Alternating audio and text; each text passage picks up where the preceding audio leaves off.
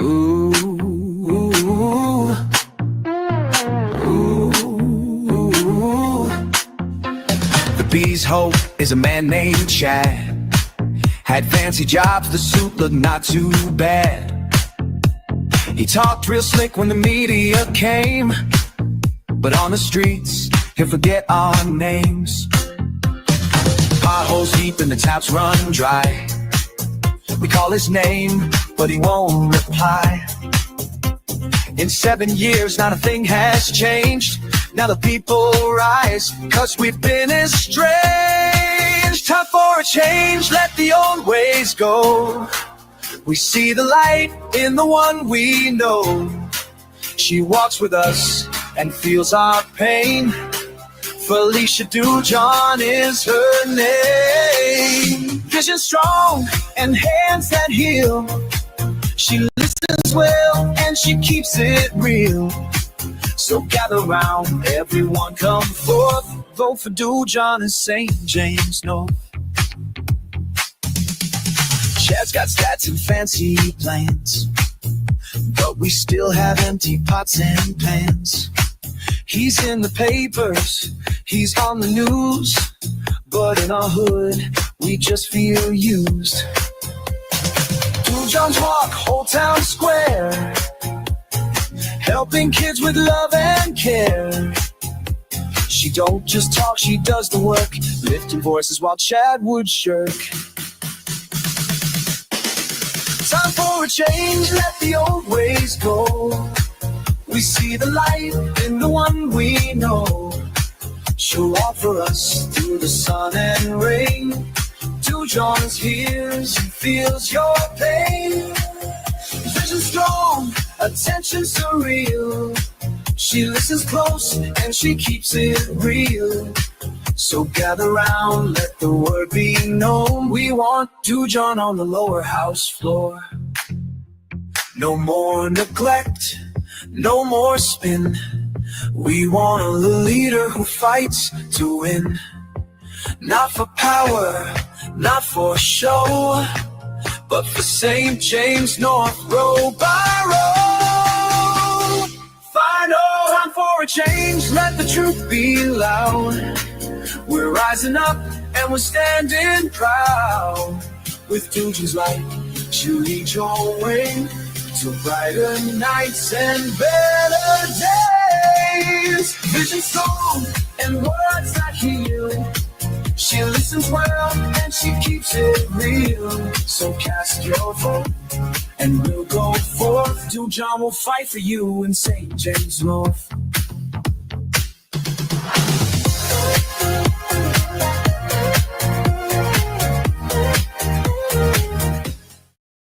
Felicia Dujon is her name. Vision strong and hands that heal. She listens well and she keeps it real.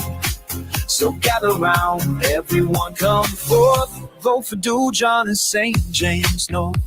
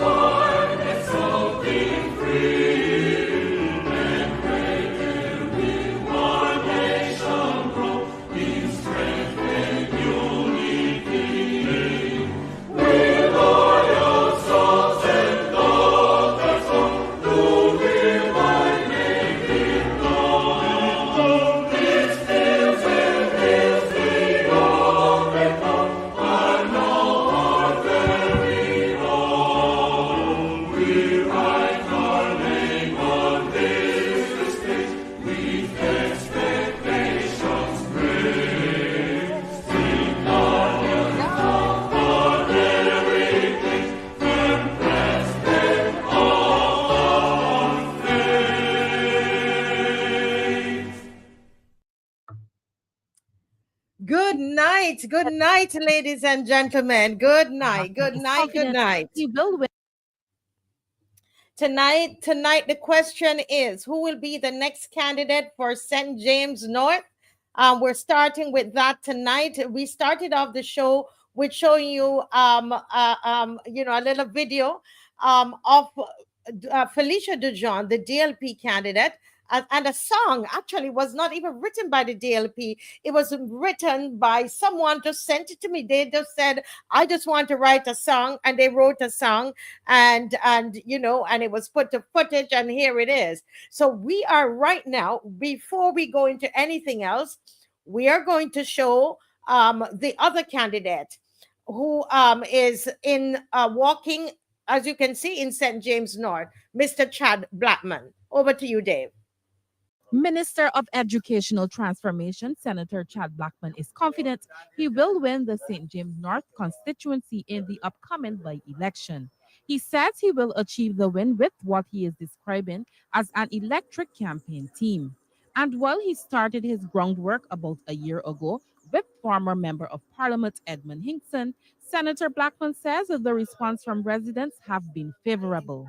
I'm very confident. I mean, the mood, and I wish the rest of Barbados could see it, but the mood here is very positive towards the Labour Party and towards my candidacy. But that's why I said, though, I'm not taking it for granted, because you mustn't believe that because this is a historical Barbados Labour Party seat, I got it in the bag. No, every person, we're going to recanvass and canvass so as to ensure that we can meet them and hear what they have to say. Because I may have canvassed a person last month, but an issue can come up between last month and now that we might need to re-engage on. So this is also about that, ensuring that we can see what people have going on and make sure that the campaign and even going forward can adjust to what things they may need addressed. Former Member of Parliament Edmund Hinkson says the constituency is now familiar territory for Senator Blackman. We look forward to an interesting fight.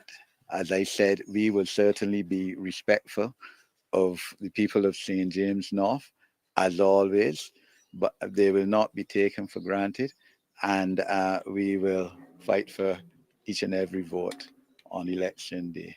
And the Deputy Prime Minister and the Minister of Transport and Works, Santia Bradshaw, says in the same way Mr. Hinkson provided a high level of advocacy in the constituency, Senator Blackman offers a similar approach to representation.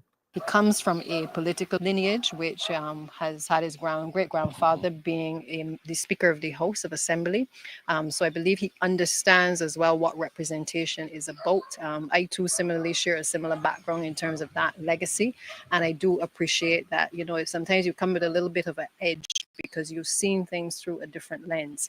And in my walking through the response from people, they've recognized obviously his background, but they also, I think, recognize his intellect and the focus that he has on making this constituency even better. Constituents in St. James North will go to the polls to elect a new Member of Parliament on May 21st, 2025. Nomination day is set for May 6th. Anesta Henry, CBC News. Well, there you have it, Barbados. There you have it. We just heard from Chad Blackman, and he's very, very confident. We also heard from the Deputy Prime Minister, who said that he will be, following in the lineage of his grandfather. And so they're talking about the heritage that he has of representation. They also spoke about Mr.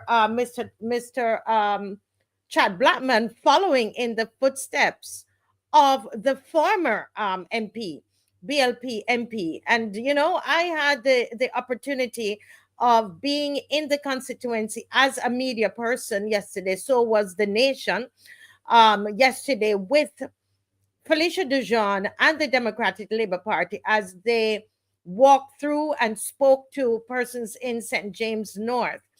And one of the things I heard, constantly, almost every home, they were talking about basically speaking about the bad representation or the non-representation of Mr. Hinkson.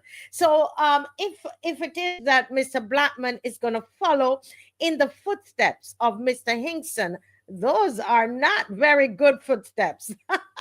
In fact, there might be nothing for him to follow, because he didn't make any steps based on just the homes that I was out there with them for quite a number of hours.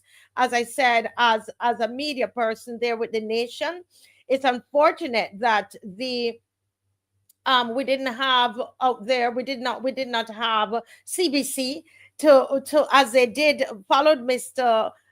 Chad Blackman to St. James North. They did not do that for Felicia. That's a shame. That's a shame. But we're here. We're new media, and we're going to be carrying both candidates, and we are going to have discussions about that as we go along throughout up until the 21st. So, and here it is, they're talking about pedigree, basically, to say, well, he has a heritage of that. You remember on the stage when they were having that, I believe it was a by-election in St. George, we had Santia Bradshaw talking about the pedigree, that she has. And so we are supposed to vote for Mr. Chad Blackman because his grandfather was also in elective politics. I mean, it's quite interesting, yeah, there is, as Carol is saying, that people feel that they are entitled. There's a right or an entitlement to be in the House of Assembly. I don't know how many of you would agree with that. I'm looking at the comments here, pardon me. Mr. Nigel Carrington, good night. Judith Jilks, good night. Bajan Boy, good night. Bajan Boy, we're going to, in a few minutes, we're going to be carrying live some of the DLP's branch meeting that is in progress at the moment. Okay. Flo Joe, good evening. Bonnie Springer, good evening. Teroni Hall, good evening. Vernon Garns, good evening. Patrick Designs, good evening. Charmaine Taylor, good night. Ansel Seeley, good night. Just in time, good night. Marcia, my namesake, good night. Diana Husbands, good night. Tony Paris, how are you? Shirley. Oh, thank you, Shirley. Thank you. You are watching the Mic on the Move. Well, I had to do it, Shirley, because CBC refused to do it. CBC refused to do it. And I'm watching this campaign and I'm saying to Barbadians, we need to send a signal to CBC. I believe as Barbadians, we need to boycott CBC. I'm told that they're now up at the branch meeting, but they did not go in the community with Felicia Dujon. Thank God. Our that we were there. The Marcia Week show was there with her yesterday. Lori Bob, Tyrone Blackman, Monica Ince, Lucinda Aline, and you would have seen, Lucinda, that we actually showed the clip from CBC with Chad Blackman walking in the community. We're hoping tonight to find his speech from his branch meeting yesterday to show parts of that on the channel. Yes, we're going to make sure that we do proper coverage. All right. Sandra Pierce, Sophie Loves Learning, Lyric Lewis, Sanchez, Dr. Ferdinand is watching. Thank you for that correction, Dr. Ferdinand. We were able to make the correction. Thank you so much. I appreciate that. Neon Star, Teroni Hall, CD. Yes, CD Saint Sancho believes in entitlement based on family and heritage. We need to reject that type of politics. How many of you agree with CD? Hey, Teroni. Yes, Michelle, heritage, the new nepotism. Correct. Joy and Faith, Carly B, Angel Humble, Mystic Angel, Thunder. Winnie, Relentless. Good night, Mrs. Corbin. I trust you're doing better and you will be with us very, very soon. We miss you, Mrs. Corbin. Angel Humble.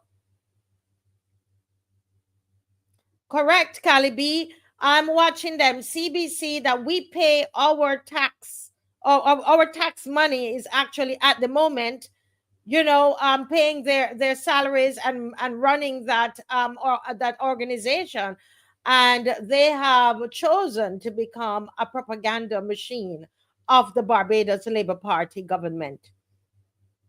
Can you believe that?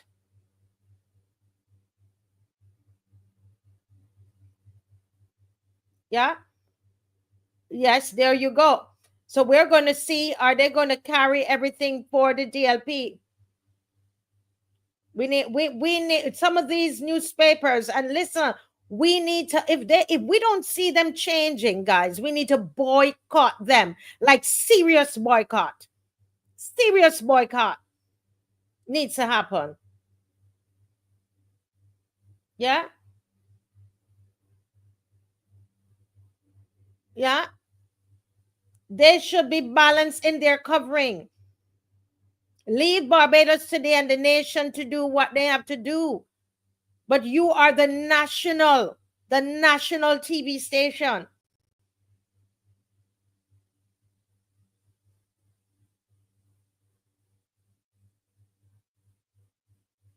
Yeah. So, but folks, let me just let's just go to what we have on the screen. Dave, you have something for us on the screen?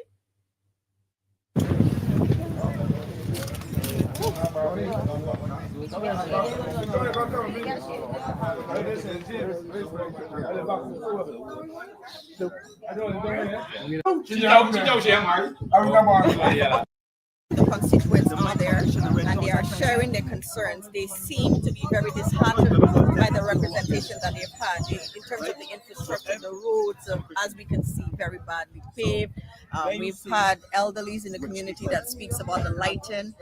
In terms of transportation, which is a very serious concern, you have persons walking 2 miles just to get transportation, public transportation. They're very serious concerns. And what is very heartening to me is that we've had this representation for the last 12 years by the same representative. And so we need to start looking in terms of how we can help those individuals. They are Barbadians, they are citizens, and they deserve the respect, they deserve the dignity, and they deserve better representation. I have met persons that will not vote because of the bad representation that they've had. And we have to change that kind of idea. We have to change the kinds of policies, and we have to really go out there and reach out to our citizens. It's not looking good for this government, what they have done to these people in this constituency.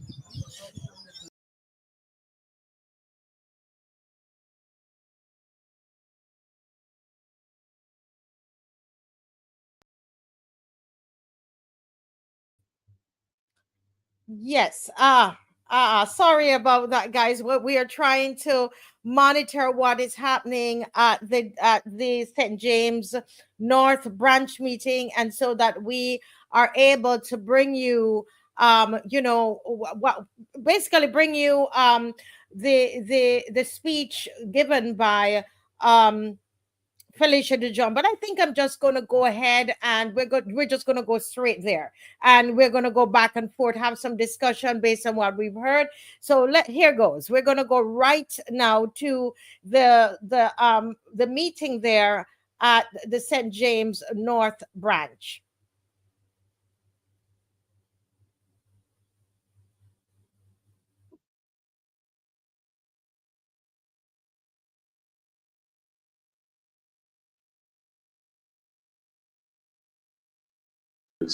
Simon Clark invites you to join the campaign, whether by volunteering your time, sharing ideas at upcoming town halls, or supporting the effort online. Ladies and gentlemen, in this society where opportunity, justice, and healthy living go hand in hand, we present to you the candidate for St. Philip North, Mr. Simon Clark.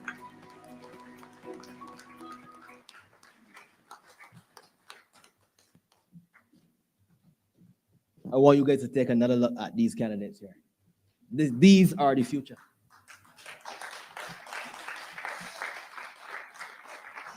As I was sitting there, I was listening to all the bios. Let me tell you something, right? Full of substance, and you can tell that these candidates, they have integrity. You can clap for that. Speaking of candidates, and obviously the future member of parliament for St. Peter, I'm going to invite Mr. Jason Phillips. He is going to say a couple words to us tonight.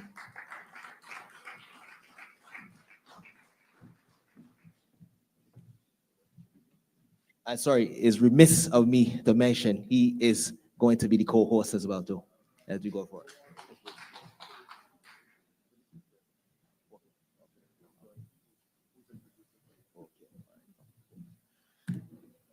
No problem. Yes. Yes, of course. Yes. And we now have the lady of the night. Miss Felicia Dujon. Yes. Miss Dujon, she will be the next member of parliament for St. James North.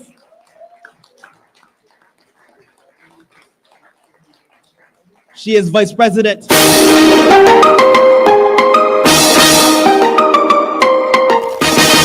Oh yes, God, catch them.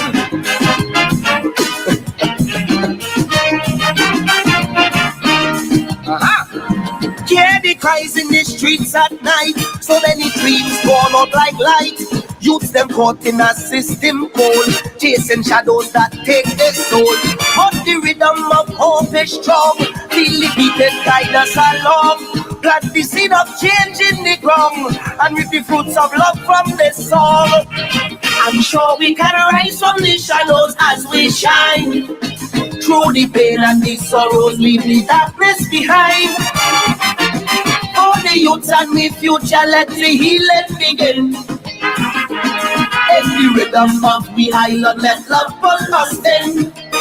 So come from the dust till dawn, as we rise up every morn. We fly through the skies like plane, all people will rise again. Hand in hand is how we'll start. Everyone can play their part. But woman and child come in, let the cleansing begin.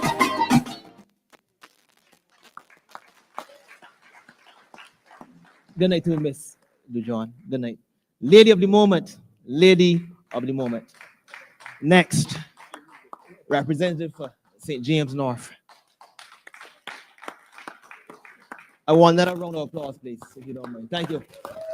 Appreciate it. Thank you. Yeah, so as we continue, and apologies I had to interrupt, but the lady of the moment would have come in obviously. So you don't know, you gotta give way.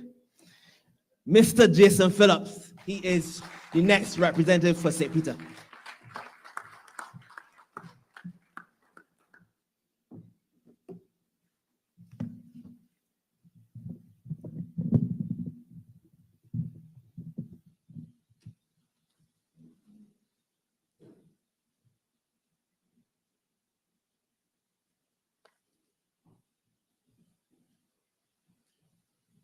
Ladies and gentlemen, esteemed Democratic Labour Party, and most importantly, the members of St. Peter, good evening. Today, I stand before you not just as a candidate seeking your vote, but as a fellow citizen who shares your hopes, dreams, and concerns. I am deeply honored to represent the values and aspirations of our community. And I'm excited to embark on this journey with you. As we gather here, I am reminded of the rich history of St. Peter, a place defined by its vibrant culture, resilient spirit, and unwavering commitment to progress. Our beautiful beaches on our coast and our hills and gullies are treasures, but our people's strength and determination truly make this constituency shine. However, we cannot ignore the challenges that lie before us. Our community faces pressing issues: economic inequality, unemployment, inadequate health care, and an educational system needing reform. Many families struggling to make ends meet, and our youth are searching for opportunities that seems just out of reach. The time for change is now. The current Barbados Labour Party administration has turned a blind eye to the needs of the community.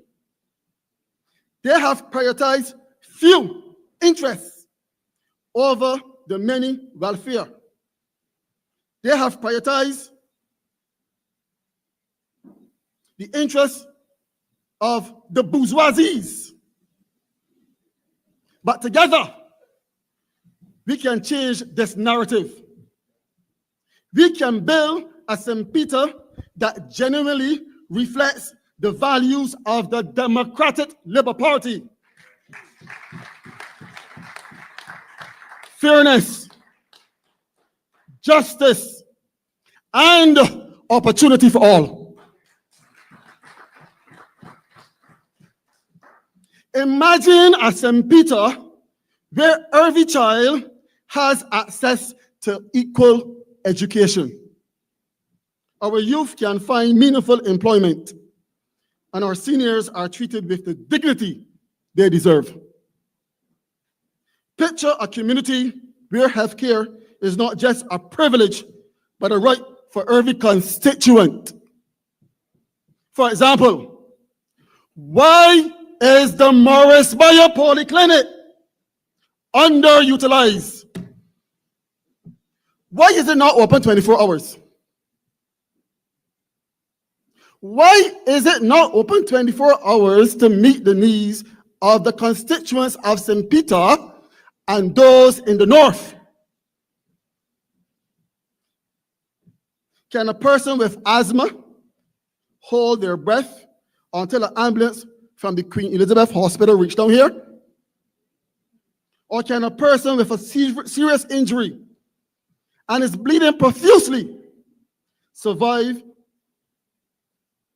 until help arrives? The answer is no. Therefore, better must be done. Better must be done for the constituents of St. Peter and Barbadians living in the north of this island.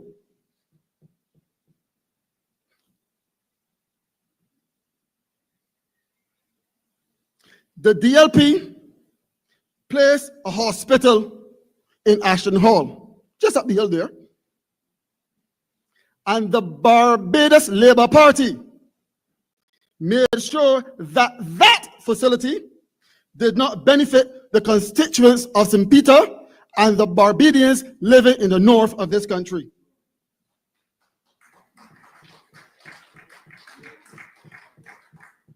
This is the vision I have for the constituents of St. Peter, and I know it is a vision we can achieve together.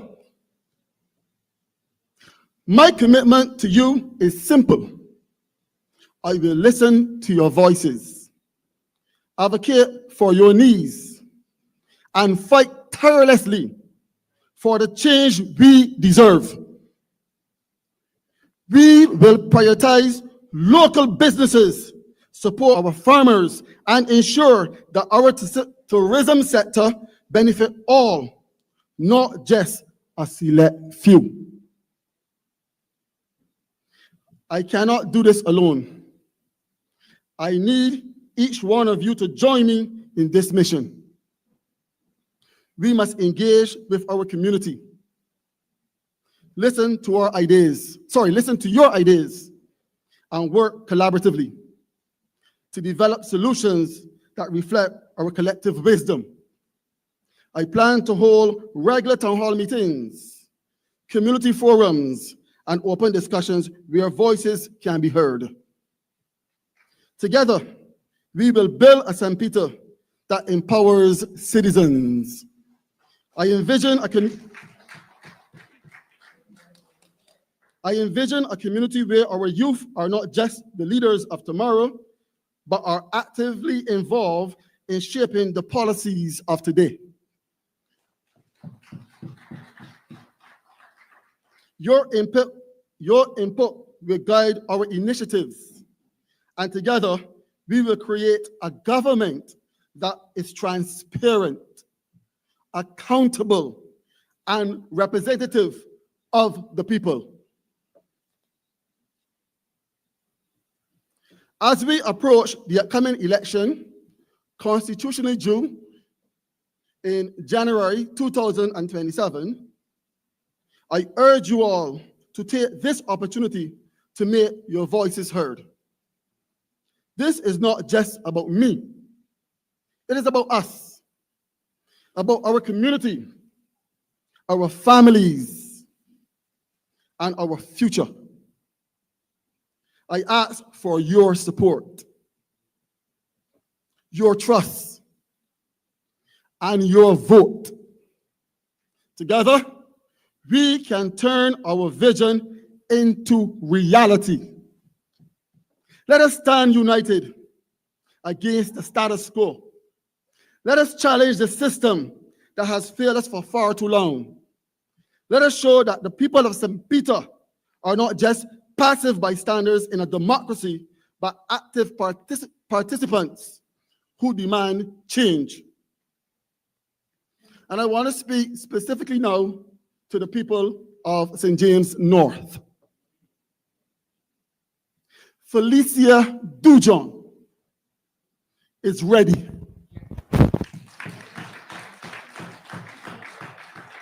She is willing and she is able to represent the constituency of St. James North, because she brings a rare combination of academic excellence, community advocacy, and a deep commitment to human rights.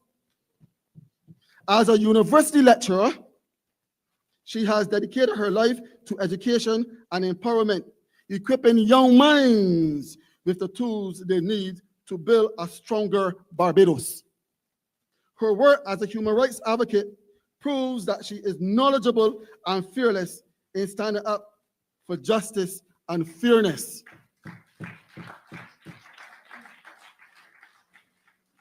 Qualities the St. James North needs in a representative.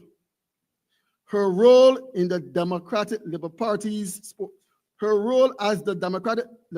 spokesperson on education further demonstrates her leadership and vision for creating real positive change. Dujon's readiness is matched by her sincere willingness to serve the people.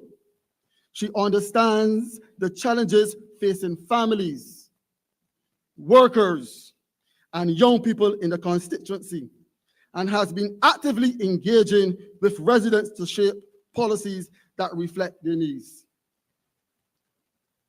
With her transparent nomination process and unwavering commitment to participatory democracy, she has already proven that she values every citizen's voice. Felicia Dujon is not simply running for office. She is answering a call to service with courage, energy, and a clear plan to uplift St. James North and ensure its future is in capable and caring hands.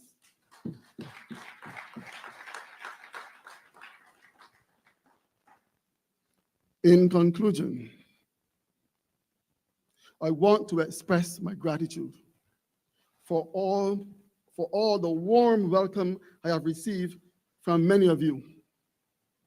Your support has inspired me, and your stories have motivated me to fight for our shared future. Together, we can build a St. Peter that works for everyone, a community where everyone has a seat at the table and every voice matters. Let us embark on this journey together, hand in hand, as we strive for a better tomorrow.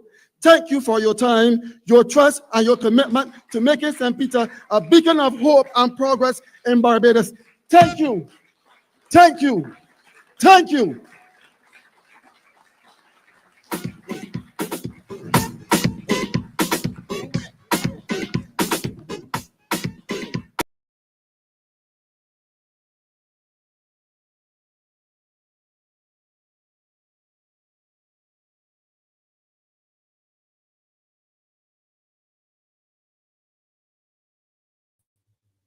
Yes, folks, that was the representative for St. Peter. And as they are in that, they're in the north, I suspect, as somebody was wondering why it is that they are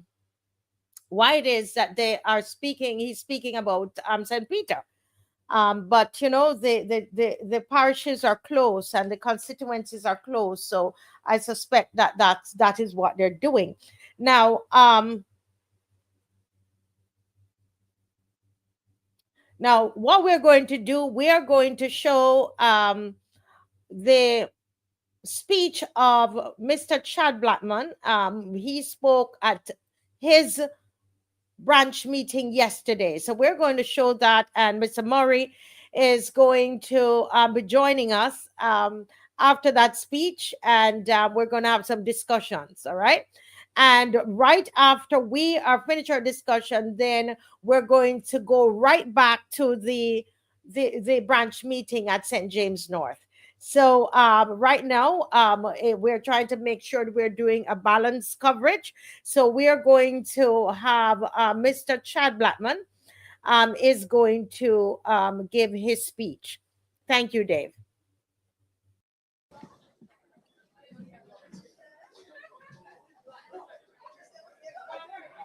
Labour Party!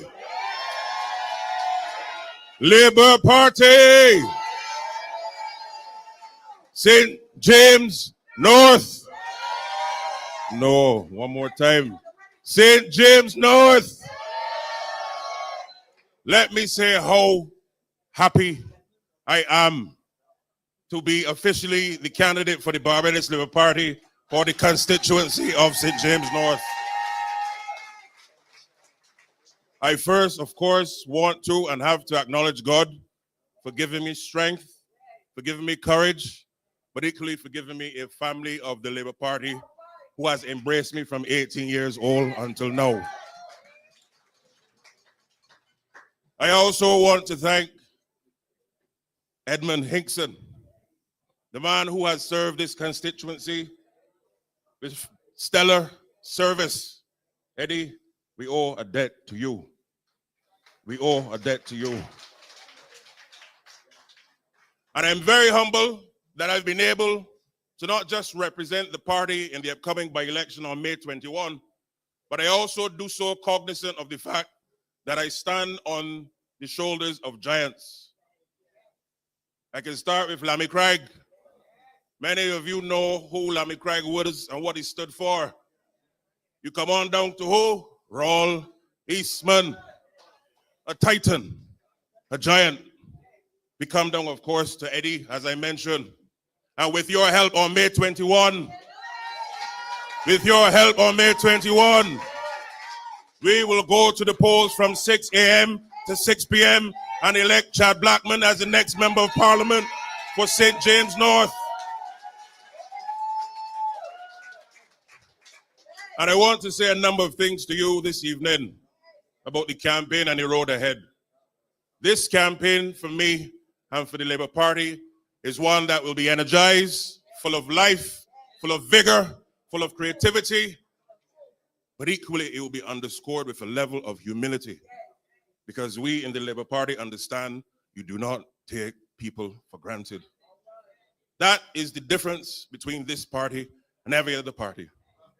We don't come to people on the basis of entitlement. After the Prime Minister asked me to come back from Geneva last year, would have started in the constituency, going house to house, starting every Sunday with Eddie from last February, March.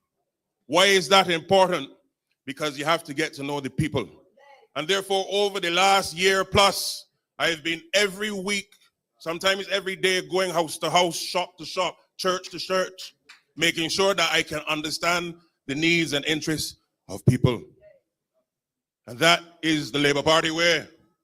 And therefore, I have not just come to you a week ago, starting a campaign in St. Peter, in the constituency of St. Peter. I have started campaigning with you in the constituency of St. James North. Because only people in St. James North can vote in the by-election in St. James North. But why am I also bringing myself and placing myself before the people of this constituency?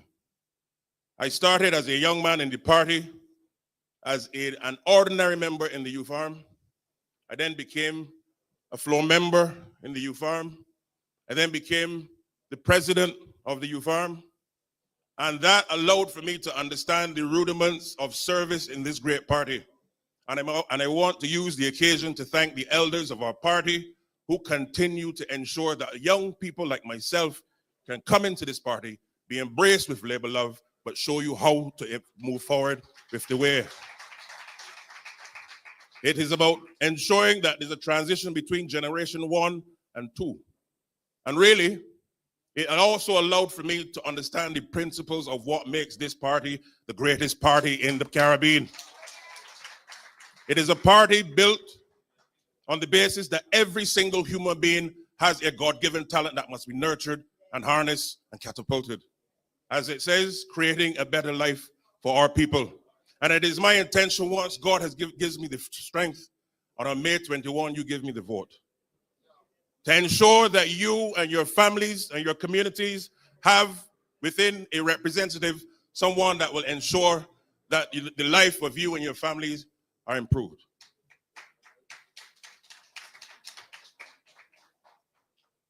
After being president of the youth farm, I did a number of different things. I actually started as parish ambassador at 18. Why am I saying this? In order to be a leader in a community, in a constituency, it has to be done on the basis of service. The Bible tells you, and if you look at the model of Jesus, Jesus, of course, was our Savior and is our Savior. But he made it clear to his disciples, if I'm going to lead you, I have to serve. And he did so with a level of humility. And one of the things about my style of politics and service is, as he said in the Bible, when he performed significant miracles, he would always tell his disciples and those also that he healed and performed miracles, go and tell no one. Why am I saying that? From me as a representative, you will not see someone that will come and fix your house and go on social media and post it up. Why? Because your dignity must not be my social media up.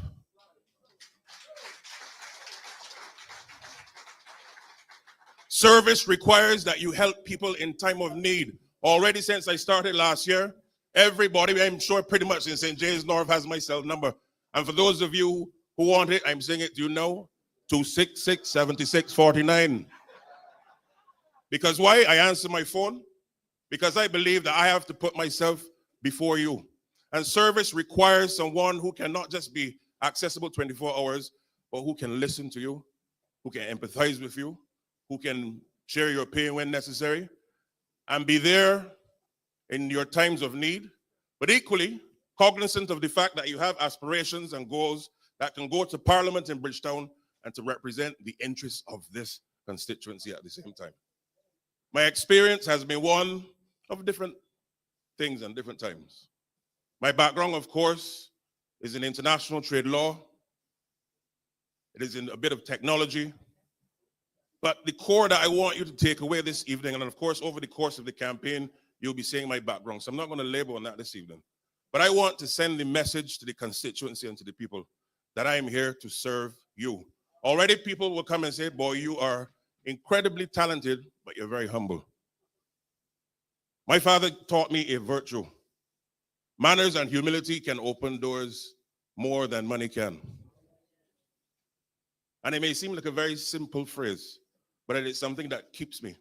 And one of our former leaders always said, never forget or lose the sense of your own what? Unimportance. Why is that important? Because you can rise to the highest levels. You have to serve with a level of humility that allows for people to be able to see you as an ordinary man, which you are at all times. But part of my vision for the constituency, and St. James North is really, in my view, the image of what the rest of Barbados can look like and should look like. It is both a coastal constituency, it is a rural constituency. It has some of the richest soils in the country that can yield significant output for agriculture. It has a tourism belt. It has an urban corridor. It has a level of sporting excellence. And now I want to show off, particularly after May 21, to my future parliamentary colleagues. Because in this constituency, you have a high level of persons who have been not just Barbados cricketers, but West Indies cricketers, the Hurleys, the Gibsons, call them for me. A lot of them are there. The Drakes. So up in Sand Hill, on that little pasture right there, has and is producing a quality of global sportsmanship that we have never seen. But the truth is, the north of the country is really the sporting capital of Barbados, if you ask me. It is a fact. And we must now move to take it to another level that allows for every young person who wants to play cricket, football, netball, road tennis to move to the next level of their development. There are a lot of young persons, particularly in Western and Gibbs and Trents and Sand Hill, who've come to me and said, Chad, we want to now take road tennis to another level in St. James North. I promise you, in short order, you can get it. And I ain't even talking about May 21. Before then, why? Because already even, and I must give a joke, the Prime Minister kept this date so close. She kept it close. But even before she announced it, we were already putting things in place to roll out so that the young people can have their due. Agriculture, as I said, is one of the things that this constituency must now take to the next level. There's no doubt that food security is a major issue, not just for St. James North or for Barbados, but the Caribbean is now in a level of ensuring that it can become self-sufficient in most of the things that we produce, or at least eat. Because why? It only takes, Lord forbid, a hurricane or a natural disaster or different external shocks that can cut us off from access to food. But this constituency will have the benefit of an agricultural initiative that would allow for our persons, not just young people, but those who have backyard farms or land, to be able to produce your goods. And when the Saturday comes and the weekend comes, to have a farmer's market that you can sell your produce to, so that persons in the constituency can now move from production to market. Because why? If you do that, you allow for people now to ensure that food security is not just an ideal concept, but it is a lived reality. There are a number of issues that affect us, of course, climate change. And over the course of the campaign, you will be hearing a lot of the things that we plan to do. And certainly as representative, I intend to do with your help to ensure that climate change does not affect us as much as it has done before. Of course, we cannot control external shocks or the weather, but there are things that we can do to build resilience. So what do I mean? There is no doubt that the West Coast, and in particular the coast in St. James North, isn't only about hotels, you know. It is a coastal community with fisheries. And we have to ensure that the communities have the capacity to be able to, one, continue to fish, but equally provide for their families. But it's not that easy as well. When you have the rising levels of the sea coming in, the tides, they rip away our shores. And therefore it affects, of course, tourism, but it affects the fishing communities. And that is why I'm happy that last year, when I was in the Ministry of Economic Affairs, I, along with the Ministry of Economic Affairs and the rest of Cabinet, was able to get a $50 million loan from the World Bank so as to build the coastal capacity of the entire West Coast from St. Lucie down to Bridgetown. And therefore, you're going to see more of the redeveloping of our coast so as to ensure that beach life is protected, coastal infrastructure is protected, but the local communities must benefit from that. And I also put out a challenge. Yes, you can clap for that. I also put out a challenge, and I want to work with the members of the coastal communities, in particular They have a lot of local knowledge. You see local knowledge? There's something, and Adrian, you can treat to this. Local knowledge plays a significant role.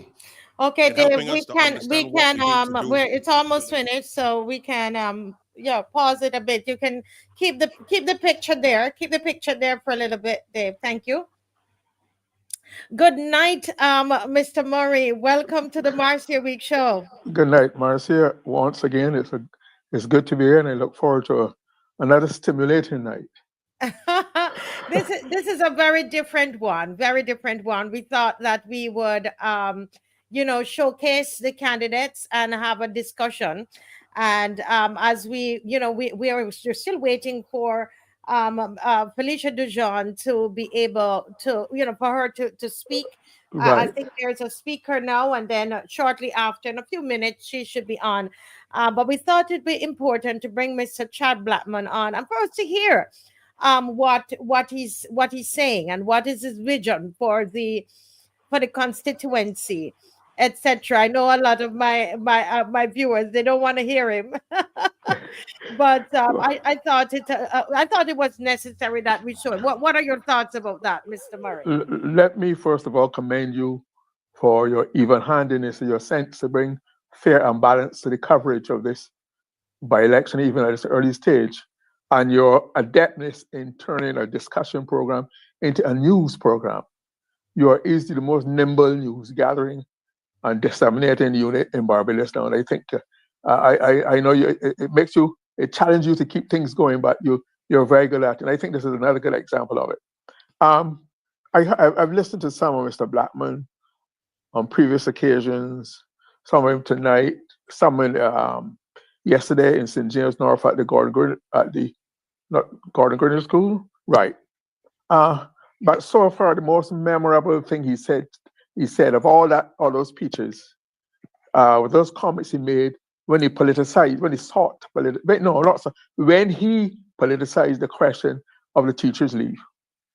Because up to that point, it was a straightforward dispute between the teachers and the government. It was back and forth, and they were negotiating for a long time. But then he injected, there was nothing that was said by the teachers' union themselves. It was not said by the DLP, following Ms. Dujon, or the leader, Mr. Ralston, to indicate that they were making political impact or inputs, or making a political spin on the question of the teachers' leave. Let me say this first of all. There's a feeling in Barbados that teachers get a lot of vacation, 3 times a year. What they don't understand is that a lot of vacation is some of that vacation spent in planning and in doing very to the school. Plus, good teachers never stop. They take homework, they work on weekends, they take their own money and buy supplies for their classes in a way that people don't fully realize how starved the schools are of basic things, and their teachers have to use their own funds to do that. But I don't think the public fully understands this term's leave. It's not another set of vacation. In other societies, it would be, or at the university, it would be called, oh Lord, it never slipped me, a sabbatical. Yes. A sabbatical, where you are expected to travel, to read, to research, to do a project, do various things. But it's a break from your normal routine to give you a chance, as they say, recharge your batteries. And it's necessary. And there's a long-standing tradition which some of our so-called Republican people are saying it stems from the colonial days. Yes, it did, but so did the language that we speak. So does the basic education systems came from the colonials, but this is an old system that goes back to the earliest universities. So, and teaching is a very demanding occupation, and in this day and age, the teachers are hard put by the children to society, change demand, lack of resources. What I think is, I understand is the base of the problem. There's not that nobody is getting terms leave, you know. The problem is the unequal distribution of that leave. There's some get and some don't. There's no clear rationalization of the terms on condition under which you will get, even though the terms and conditions what you to qualify are the same, are supposed to be the same. how it's allocated, Glyne, it does not. And there's clear favoritism in the system. They're claiming that the government or the BLP favors that get their leave, and then the other they're staying. And it's not fair. They curse. I know. It's very popular to criticize the bureaucracy, but one good thing the bureaucracy is if it's followed, it's not the system, it's the people who manage the system. You're supposed to have standards and checks and balances and criteria, which if you follow them, you get the same quality result each time. And it's clearly not happening this time. But I think when I read a party paper today, I think the real secret is the Prime Minister yesterday gave a red indication of what the problem is. The point that she said it would cost about $6 million. And clearly the government has around $6 million in this budget controlled by the IMF to put in there. Because I think that they're stalling, debating and discussing and meeting and back and forth because they can't come to a resolution that will involve money. Okay? That is the reason. And I know that because certainly I had the honor of being Minister of State responsible for the public service. I dealt with all these kind of matters. And I do not understand this, how complicated. There's a basic right that was recognized, had been reestablished by the courts. So it's a question of just sitting down and working out how you will satisfy the demands of the court and the rights and entitlements of the teachers. So all this negotiating and back and forth. The ministry, okay, it's the teachers union, and it's the Ministry of Education. Then you have to refer to the Ministry of Civil Service, of which the Prime Minister is head, the minister. Yes. Then it has to go to the Ministry of Finance, where she is minister, right? So I've dealt with issues where I would call a meeting of all the parties from the start, the lawyers, the teachers, the unions, and you discuss it broadly, and you work out a set of steps. You don't sit down in isolation and think you walk. Say there's a multidiscipline problem. If the new Ministry of Education talks by itself, it then has no impact on what the Ministry of Service will do or should do. It will have no impact on what the lawyers would say. So you waste time back and forth. When you call everybody together and you break it down step by step, you get a clear understanding as to whose roles and what. And then you work out of a common understanding of what the problem is. But I think they're stalling. They're stalling because they don't have $6 million. The IMF will not give them $6 million to take care of this problem. And I hope the teachers in the negotiations, when they decide to send it, I will warn them, don't take bonds. Don't take your entitlement in bonds, either you might never live to see it or your children never will. I think if you can do the kinds of things I'm saying, I see the government has money to help subsidize the Barbados Workers Union celebration on May 1st in St. John. Before you go on that, I want to speak, just take a pin right there. No. I want to speak specifically about parts of this speech that we heard tonight. And one of the areas that I personally want to speak on is Mr. Blackman. Chad Blackman. Senator Chad Blackman. Senator Chad Blackman. Senator Chad Blackman. He says that his campaign is going to be energetic, it's going to be creative, and it's going to be based on humility. I think there's a fourth one that he said. And a lot of people see this branch meeting that happened yesterday, and the lots of lights and all of that. I want you to remember the kind of how deep is the purse that Mr. Blackman is working with. All right. So he can talk about his campaign being energetic, creative, etc. Now, and so we understand that money will take care of all that glitz and all of that, which I know, having been walking with the DLP yesterday in the constituency, they don't have that budget. You can be around, Mr. Murray, and you can understand. Okay. No, don't forget. I spent many years with the BLP, and I know how deep the purses can be for some people, and how it can be used at times. So I'm familiar with that. You're culture. Familiar with that, and especially since he said in his speech that he was summoned home by the Prime Minister. And remember, the political scientist in the Barbados today was asking the question: is this a favorite? Okay, so we know that money going to spend. All right, so let us understand that. Somebody said, "Oh, but their feed sounds better than the DLP." It will. So understand that. It will, because money going to spend. The purse is deep. So understand. You look at it, and that's why we need to have this kind of discussion and to look at what is happening over the government side. They have the money. Now, this point here, I just want to make mention of, because we're having a discussion about it. Right, Is no the problem. whole thing about humility. I cannot believe this is the gentleman, the same gentleman, only days ago dismissed. I mean, just totally dismissed the concerns of the teachers of this country. And he's here. You heard him on here talking about humility. I remember when Miss McLean just went on the program to say to him, listen, as you're new to the being the minister of education transformation, whatever you call that, take your time, and she was offering advice, and this young man jumped into her and didn't just do it on the program, but went into Parliament. And Miss McLean, I'm repeating what she said, Miss McLean said he lied on her. This is the same gentleman that is on here, Senator Chad Blackman, who went in, and I mean, I couldn't believe someone who didn't attack him, that he was attacking her in Parliament. Do you all remember that?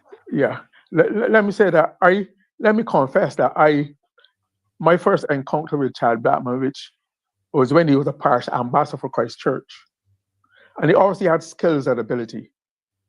And we discussed his future. He said he wanted to get into politics, and he's the great grandson of Walter Clare Burden Hinds, who represents St. Peter for many years. So as Sante Barbara, he has political pedigree. You understand? He has political pedigree, all right. And so he said he was doing economics. I said, fine. I said, why don't you do law to give yourself some elbow room to be your own independence? And I believe he took that advice. But he's not the same person as he is today. He like, for example, that attack on Senator McLean indicates that he came back too much, rather than showing a difference and showing his youth and his experience with education. He came back too much as a political pit bull, ready to attack and to be partisan in a way which in cheap partisan attacks, cheap partisan politics. I thought it was unbecoming of a man who had so much promise and of whom you would have thought so much. And since then he's reinforced it time and time again, where he also, like, for example, when he was talking about when he politicized the question of the terms, he said he will not allow it. It will not happen. My man. I can't believe it. As though he said, as man. And somebody said he looks almost like the prime minister. But finish your thought there, Mr. Murray. And I'm going to show. Dave has a clip of what he had. We had insulted Miss McLean, who could be his mother. But go finish your thought. No. I said when he did that, he always was exhibiting the same arrogance and intolerance and peevishness and fretfulness that characterized his two predecessors in that ministry. Yes, very much so. Dave, can you run that clip? Thank you so much. Was a former foreign minister of this country. I will repeat, I'm told that the last caller when I was on the program was the former foreign minister in a Democratic Labour Party administration, who arguably will go down in the history of Caribbean politics as the worst foreign minister in the Caribbean, Mr. President. Who started to throw questions and aspirations on the process of which we're now looking to undertake. And why was I shocked? Because said person, Mr. President, has now revealed herself to be the vicarious of the leader of the opposition and wants to come and lecture this government on education transformation. Where was she, Mr. President, when the aspirations of young Barbadians who were enrolled, not only wanted to be enrolled, but those who were enrolled in the University of the West Indies, where she was a teacher and a lecturer? And I'm also told that she was fired. These are facts. Lies. Stop it right there, Dave. And this is the very humble guy that's now, you know, he's quoting scriptures, you know, and this is how they play with people's head, right? He is a humble guy that is quoting scriptures. But I think Mr. John, it should be coming up soon. But we'll just have you go ahead, make your comment. No, I just want to say the tone, and he's maintained that tone and style of attack of cheap personal politics, despite that do not match with the intellect that Santiago Bradshaw just said he exhibits, having worked with the ILO and the ambassadors. That is not indicative of those kind of qualities you'd expect from persons with those kind of experiences and jobs or whatever. So therefore, he's yet to prove his full merit. I think this Ms. Dujon might be coming to the podium now. Yes, I think so. Yeah. So we can join her as she speaks. Are you ready? Are you ready? Are you ready? Are you ready? When the roll is called out, I'll be standing taller to face the darkest and the hardest of times. We'll be taking care of all the children thereof, but if it's required, we'll be on the front line. You can call me by my name, I am ready to roll. Once the rules remain. Thank you very much. Thank you.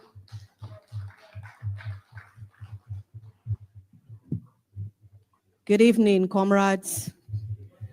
Good evening, proud members of the Democratic Labour Party. I would like to first congratulate us on our 70th anniversary. We are standing on the shoulders of giants. Let us not remember, let us not forget our history. They are attempting to remove our history. They are attempting to steal our legacy, but we will not allow that. We will not allow that, right, Democratic Labour Party members? The reality is, I want to inform the constituents of St. James North, and by extension, the people of Barbados, that I am a proud Barbadian. I'm a proud Barbadian woman. And with that comes with responsibility. I did not decide to take on the mantle to be here as a member of this party. I chose it because I knew I was doing the right thing and I was joining the right party. This is a party with a very strong history. This is a party that has always stood with the people, and we have always known that. So regardless of what they have said in the last few years, in the last few months, in the last few weeks, and in the last few days, they have tried to torment our members and citizens. But I want to tell citizens that this is the time to rise up. This is the time that God has given us to make an example of this government.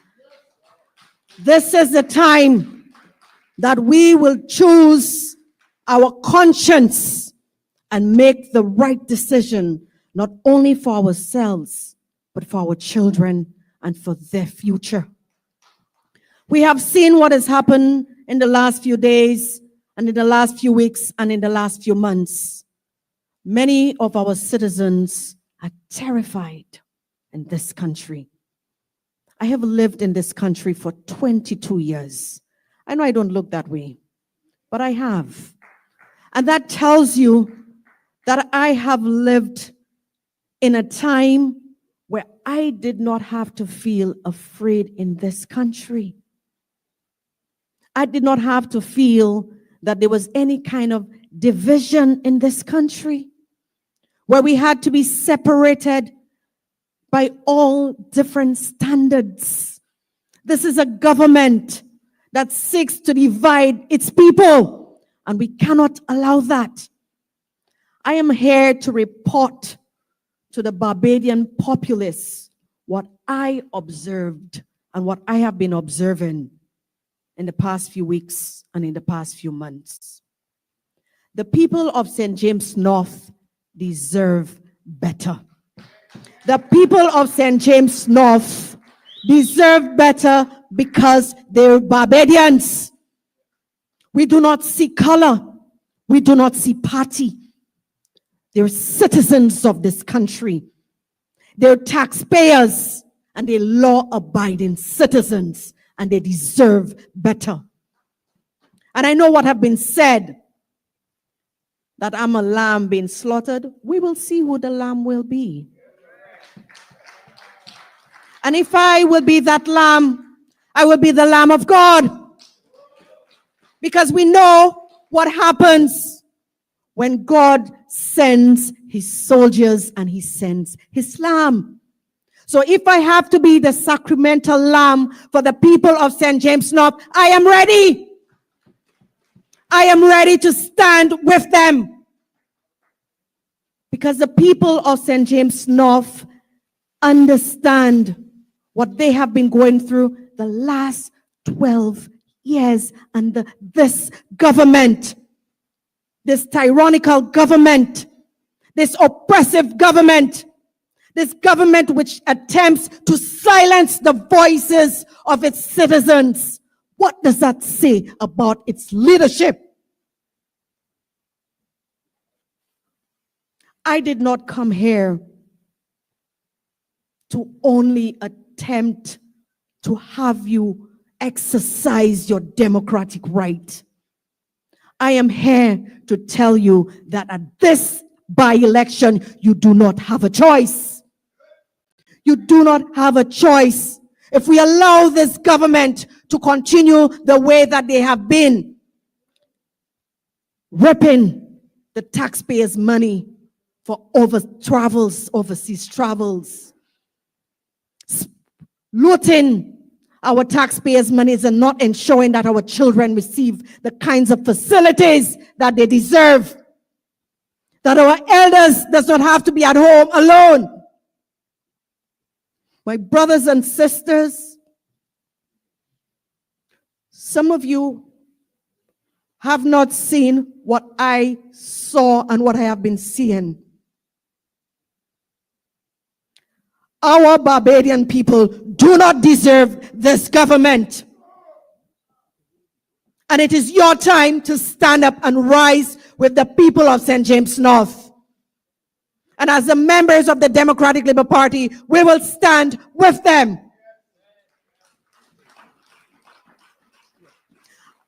I know we do not have much time, but God's timing is always marvelous.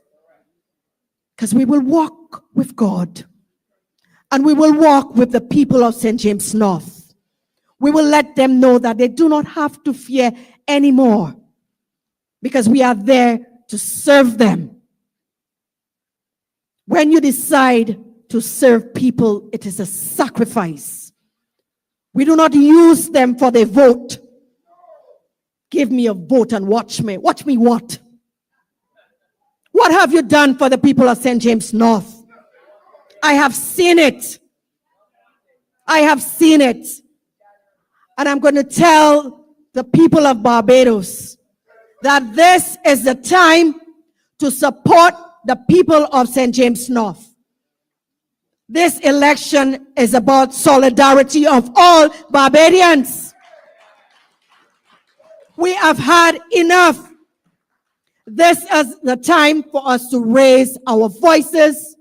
This is the time for us to stand in resolute. We have no fear. We've never had any fear in this country, and it will not happen now. I have heard, who is this Felicia Dujon? If you have not heard me, when I start to walk with the people of St. James North, you will see me. You will feel the difference in that constituency. Because I do not like anyone to take advantage of any member of this society. I do not care if you're from the Democratic Labour Party. I do not care if you're from the Barbados Labour Party. I do not care if you're Trinidadian, Guyanese, St. Lucian, Barbadian. As long as you live in this country, I will fight for you. This is what we do at the Democratic Labour Party. This is why we have been here for 70 years. Fighting on behalf of the people. And we will be their voices, from the elderly to the children to the youth, even the animals. We will fight for every member of this society, because this government only uses people as pawns so that they can propel themselves, so that they can get those overseas jobs and put the accolades, because they do not care about you. As I said before, I am a proud Barbadian. I am not going anywhere. I am not going anywhere. This is my home. This is my country. This is where my children are. And I will fight not only for my children, I will fight for all children in this country. I will fight for the men. I will fight for the women. I will even fight for the candidate. I will also fight for the candidate who is hoping to test the grounds, because he does not understand what is happening in this country. He does not understand it. As he said, he's only been here for a year. I can teach you, my brother. I can teach you. Because as a teacher, I will show you the ropes. I will take you and take you where you need to go. Because they're not helping you. You've been cast in an environment where you do not understand. You do not understand. They put you in a ministry that you have no idea as to what you're doing. No idea. And not only that you don't know, but they're going to have nomination day on common entrance day. Didn't anybody know? You're the Minister of Education. That's your responsibility. What are you doing? And then you want to fight teachers? Sir, I'm a teacher, sir. I'm a teacher. You cannot intimidate, violate the backbone of this society. You cannot violate their rights. And if they did not tell you, sir, I have been fighting for the rights of our children from day one. I didn't just come around here. I have been here, I've been planted here. My seeds are sown here. So when they're trying to go for the constituents and tell you Felicia Dujon and Felicia Dujon, tell them Felicia Dujon can walk the walk. She can talk the talk. And she's strong enough to climb those hills, the valleys, and to reach in every constituent. When the time comes, we will be there with them. So the people of St. James North, You have a woman to defend your rights. You have a woman that will stand up and be there for you every single day. I am not here to take the taxpayers' money and be flying all over the place. I am here for you. I am here for you. I am not here to come and get your vote so that I can add additional accolades to my name. No, I don't need any of that. All I need is for my banana trees to grow. That's all I need. But when it comes to defending the rights of citizens, you will find me there. So you may call me the lamb. But you see, that lamb you see there, that's a different type of lamb. That's a different type of lamb. That's a Bajan lamb. That's a Bajan lamb. So I'm telling the people of St. James North, get ready. They've already set a date. May 21st is a very powerful day. And I'm letting you know that even if you are intimidated or you fear that if you open your door, it's okay. Just give me a little nudge and know that you with me, because I'm standing with you and I'm going to fight them and make sure we get this government out of here. We have to get them out. They've done enough. They violate the rights of children. They violate the rights of teachers. They violate the rights of men. They're violating every single right in this country. We will not stand for it. Let them know that Dujon, the Bajan lamb, is coming for them. Thank you. When the roll is called out, I'll be standing taller. Thanks to the darkest and the hardest of time. We'll be taking care of all the children thereof. But if it's required, we'll be on the front line. You can call me by my name. I am ready to roll. Once the rules remain the same, how the story's been told. Call me anytime, never cop out. Lioness is on the rise, don't you ever have doubt. Never say never, willingness forever to fight and be strong. Once it's for better, I'll write every letter and moving right along. And I'll roll with the punches, accept changes, work with the formula, do what I have to do. Oh my goodness. Oh my Lord. Mr. Murray, your thoughts please. there as we wait. We might pick up a bit more of it. I think Mr. Thorne is going to speak, but go right ahead. No, I'd always considered her a very powerful speaker and a great presenter. And tonight she lived up to that. She's clearly will be a force to be reckoned with on anybody's platform.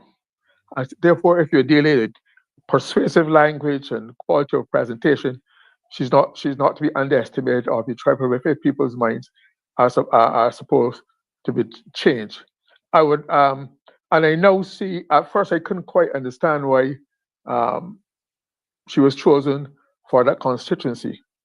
But then I understand that she herself has lived in St. James North. Yes, if I could just say something there that would help what you're saying, is that I met her brother, who still lives in the constituency, and she has family still in the constituency.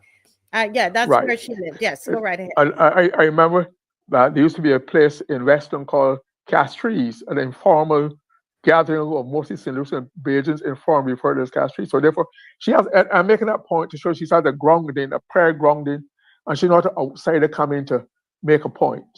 All right, I understand her. Yeah, I understand her brother still lives there. So therefore, and then so that helps to explain partly her selection. Then when I remember that she is a specialist in education, etc., and rights, that she would therefore make a very good match for Senator Blackman, who's the minister of. We used to in the old time days when we were calling, we used to call him Minister of Education. Now he's the education and transformation. Okay, but so that to me is a perfect match, and I wish we could have them on a platform in a debate. to show their mettle in a controlled environment, and then we see who has what in it. But I thought she made a good presentation for a start. I would like to hear if far more have a structured theme and develop it within the confines of the needs of St. James North and the north of Barbados and Barbados. But I thought she's off to a good start, and she has maintained her pugnacious style, and I look forward to hearing more of her as the campaign goes on. Yeah. What I loved about is that she used the opportunity to inspire the people of St. James North. I mean, she has a little bit of time, and so you give a speech, and you can give a speech, and you can list the things that you're going to do. But I think she chose tonight to inspire and to introduce herself to the and public. to introduce herself, because I heard her speaking to the people in the community, and I'm sure they will have some more. I do hope that they will have her more, speaking more, where now she would be able to go through her vision for but I think she chose to inspire. But I just want to make the point also that some of the basic lessons I read about and taught about and lived with. The first is to get people to like you, to have a persona that attracts. I think she has a within personality, a terrific smile. I think you can be drawn to her. People will find her attractive. Charisma doesn't looking good and being handsome or good or dressed well are good selling points in politics. It draws people to you. I think she has a persona that as an individual, people will be listening to give her to entertain her and listen to what she has to say to them. So I think that stands her in good stead. And she's not come across as arrogant and patronizing and feel that talking down to people and feel that they already have it covered and whatnot. So, like I said, she's off to a good start, once she builds on that foundation, she should make a very good showing in the time to come. Let's hear a little bit of Mr. Thorne. He's on now. Let's bring him in and see if we can hear a little bit of him. He's speaking now. You may write me down in history with your bitter, twisted lies. You may trod me in the very dirt, but still, like dust, I'll rise. Just like moons and like suns, with the certainty of tides.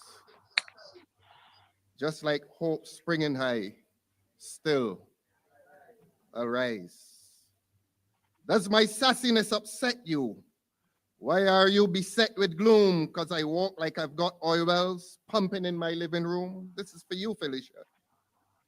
Did you want to see me broken? Bowed head and lowered eyes, shoulders falling down like teardrops, weakened by my soulful cries? Does my haughtiness offend you? Don't you take it awful hard? Because I walk like I've got gold mines digging in my own backyard. This is for you, Felicia. You may shoot me with your words. You may cut me with your eyes. You may kill me with your hatefulness, but still like air, I'll rise. Derek, this one definitely is not for you. Does my sexiness upset you? Does it come as a surprise that I dance like I've got diamonds at the meeting of my thighs? You don't want that, Derek.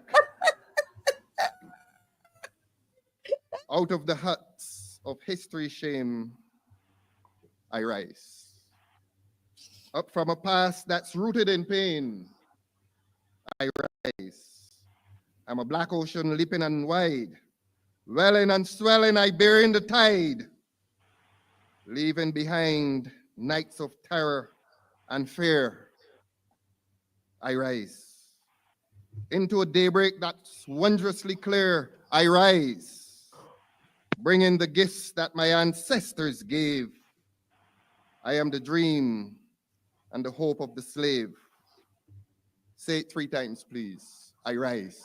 I rise. I rise. I rise. Let us applaud this lady.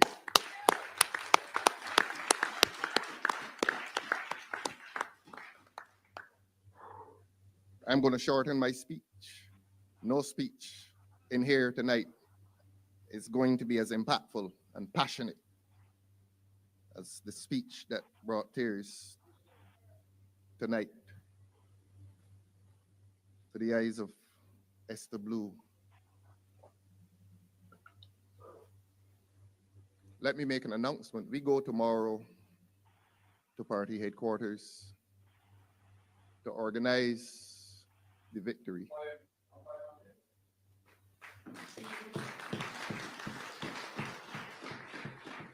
We go tomorrow to party headquarters to organize ourselves, all of ourselves. Not a high command, the people. All of the dear loving people will gather at the river tomorrow. The beautiful river called George Street. 9 a.m. 9 a.m. tomorrow will be the beginning of the organization of this victory. Come, let us gather at the river, the beautiful river. All hands on deck tomorrow. And while we gather tomorrow at George Street, there will be another gathering in Barbados. And I heard that gathering advertised by one of the persons who will be there on the East Coast. And during the advertisement, he said, come down to the East Coast. I don't remember the precise words, but leave your bamsies in the road. Yeah. Yes. You must listen to the other side. Come down for the party. And while we are gathering tomorrow to pursue serious business, the Barbados Labour Party is telling the young people of this country that their future is bound up in behavior that speaks of leaving your bamsy in the road. Come and party. Come and engage in revelry. And that is a reminder to the people of this country that these two parties are different parties. Absolutely different parties. You heard this young lady tonight. You saw this young lady and 6 others who were ratified a few nights ago.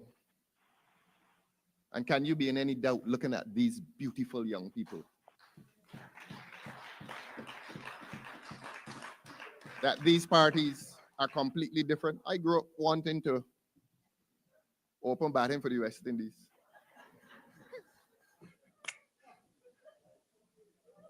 I'm a failed cricketer. And then came across 2 of our candidates who played cricket for my country. And Derek, you and I wanted to play for Barbados. We are 2 failed cricketers. And but upon Dr. Dawn Marie Armstrong and Melissa Howard. And Derek believes that he's a better bowler than Dawn Marie Armstrong. And I feel like I'm back better than you, Melissa. But I am so proud of the quality, that too, of the quality of candidates that we have. And Simon joins them. Young people who have a breadth of experience and a depth of commitment to their community and to their country. And Felicia, I need to say this.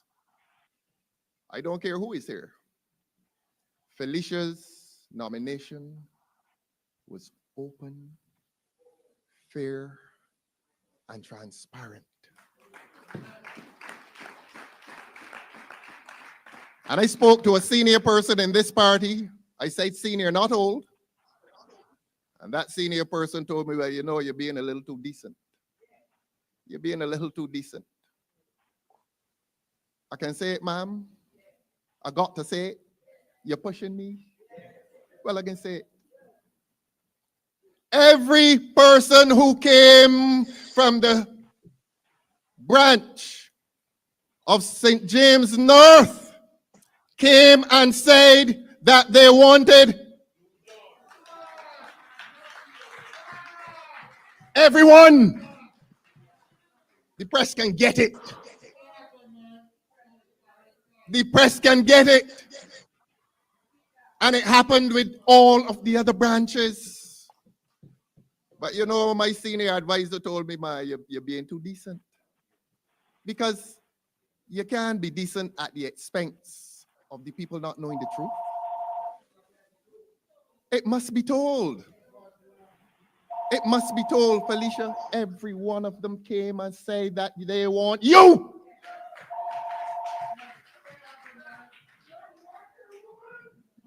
But you know, we were brought up to respect our elders. And you have a choice between respect and telling the truth on behalf of this lady. And I apologize to this lady that I chose respect over truth. Your nomination was fair, transparent, and open. And while we're on the question of nominations, spare moment, I don't know what they're going to do with her. I have never seen her in my life. But if the media is here, let the media carry this. That they held a meeting last night, I'm not calling their names in here. 3 people spoke, as far as I understand. Well, I saw 3 heads on the poster. Prime Minister, give them the respect. Blackman and Hinkson. Any of you all saw the name Dr. Reed on it? Do you all know who is Dr. Reed? Somebody asked, who is she? As far as they're concerned, she no longer exists. Edmund Hinkson was walking around this constituency, the constituency of St. James North, with Dr. Reed, a young doctor, for the last few years. And she was at the branch. And she was a member of the branch, as far as I'm aware. She's a young medical doctor. She is a young medical doctor. And the branch became ready to the idea that when Hinkson got tired, or more tired, and bowed his head and left, that she would be the person. The branch. The branch. And one day a man was brought into Barbados. And the next day he was in the Senate. Now I'm not going along with Prescott as to where he came from. This is a decent campaign. And the next day he was a minister. Given the kind of mileage to enhance his image and his participation and his acceptability for candidacy. And he was foisted on the people of St. James North at the expense of Dr. Reed. And up to now, there has not been a process of nomination within the Barbados Labour Party St. James North branch. Nothing. No fairness, no transparency, no openness. Let them go and exhume the political spirit of Dr. Reed tonight. Let them reward her with some late compensation.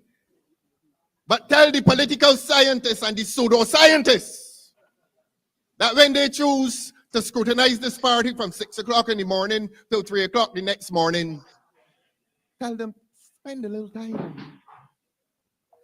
Spend a little time looking at the Barbados Labour Party and in the mirror.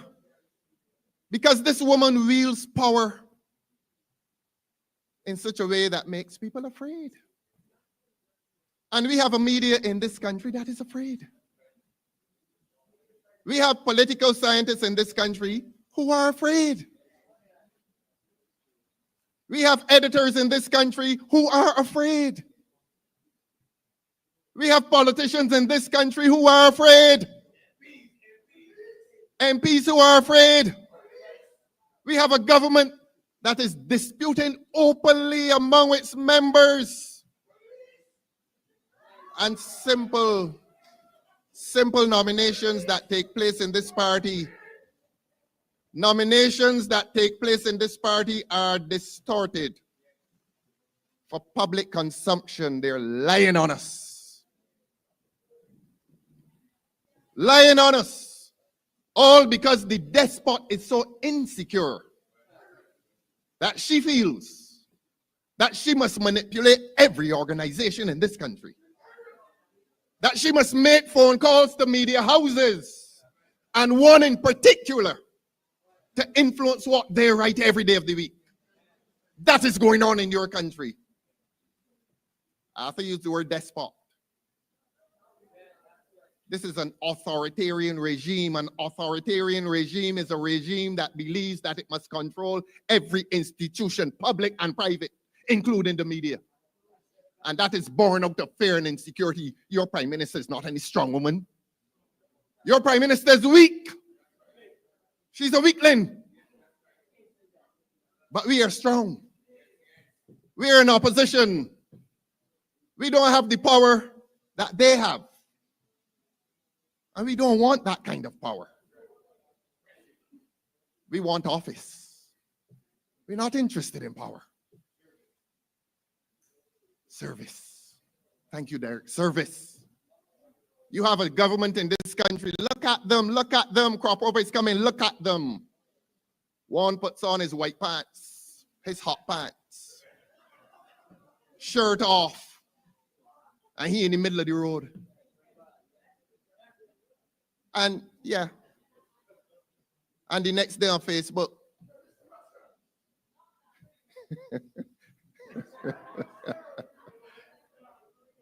you have another one at an independence celebration in town. I mean, I have not seen this level of indignity. And after the ceremony, he's up on the barricades, posing off, hands stretched out in his suit. And the whole thing is, look at me. I'm a celebrity. And we have a government that is pursuing celebrity status. And as I said before, and I'm going to say it throughout this campaign, none of these candidates is interested in celebrity. Not one of them. I have to beg Melissa, man, tell the people that you play cricket and tennis for Barbados, you know she wouldn't say it. I can't get her to say it because she's not interested in self. She's interested in service. Simon, same thing. Man, tell the people that you cycle for Barbados, you know, I can't get him to say it. This humble little fella from Bayfield, whose nomination was also fair, open, and transparent. You know, there comes a time when we have to unmask the truth, the whole truth, and nothing but the truth. Every one of these ladies and gentlemen who have been nominated and ratified by the executive and the general council went through a process of scrutiny by a candidate selection committee, which in turn spoke to the branches. Not one was handpicked. Not one. Shout it, Cavill, not one. Yes.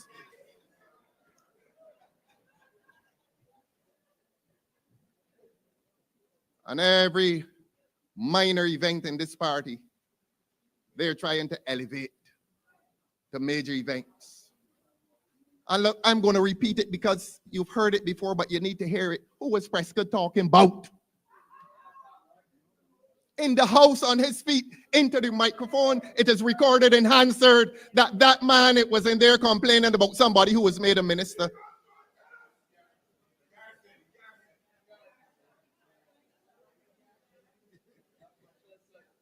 Another lady, when what policy does not align, you have to resign. What that mean? What that mean, ma'am? When policy does not align, you have to resign. All evidence of severe dysfunction in the Barbados Labour Party government. There's internal war out there. And Prescott again, you heard Prescott at the estimates calling the minister from St. John, Charles Griffith, stupid and saying that he drunk. If Ryan had turned to Andre in the Senate and said that, man, that would be in the New York Times. It would be in the New York Times. And I'm saying this again because you need to know I was there. Ryan Strong, I'm going to say it again. I said it before, but sometimes people forget. During the estimates, Ryan Strong got up and said that he sent money to the Ministry of Transport and Works, and he confronted Santiago Bradshaw. He said, I sent it to you, and it was more than enough to fix Lodge Road. That 2 persons died on Lodge Road, not because of carelessness, but because of the condition of the road. And then he quoted his colleague John King, how many more must die? That's what he said. Go and read Hansard. If you don't like Hansard, go and look at YouTube. You know, within a week, another man was dead. Another man was dead on the same Lodge Road. And none of the pseudoscientists, they don't know what it means, so I could call them pseudoscientists. Not one of them pointed to dysfunction or strife within the Barbados Labour Party government. But if you come in here with your laces untied, the editors would know why you can't tie your laces properly. Every little event is amplified into a national issue, a national crisis. In other words, they're treating us unfairly. But we're here tonight. And we're strong. We are strong. And tomorrow morning at 9, we will organize ourselves into teams. Brother Pedro has the teams. We're going forward as a team. And every man and woman who comes to George Street tomorrow at 9 a.m. will have a responsibility in ensuring that the vacant seat next to me is filled. I am tired going in there. I've been saying for the last year, I'm alone, but not lonely. I'm tired saying that. I want no longer to be alone. Felicia, there's a seat next to me. You want it? You want it, ma'am? Democratic Labour Party tonight, do you want that vacant seat next to me? Well, if you want that vacant seat for this young lady, please, let us gather at the river at George Street tomorrow at 9 o'clock and start the process of filling that vacant seat next to me so that I can say I am not alone. I've never been lonely. Never been lonely. Because I have been carried on some great and noble shoulders. Not me alone. This party, this great Democratic Labour Party,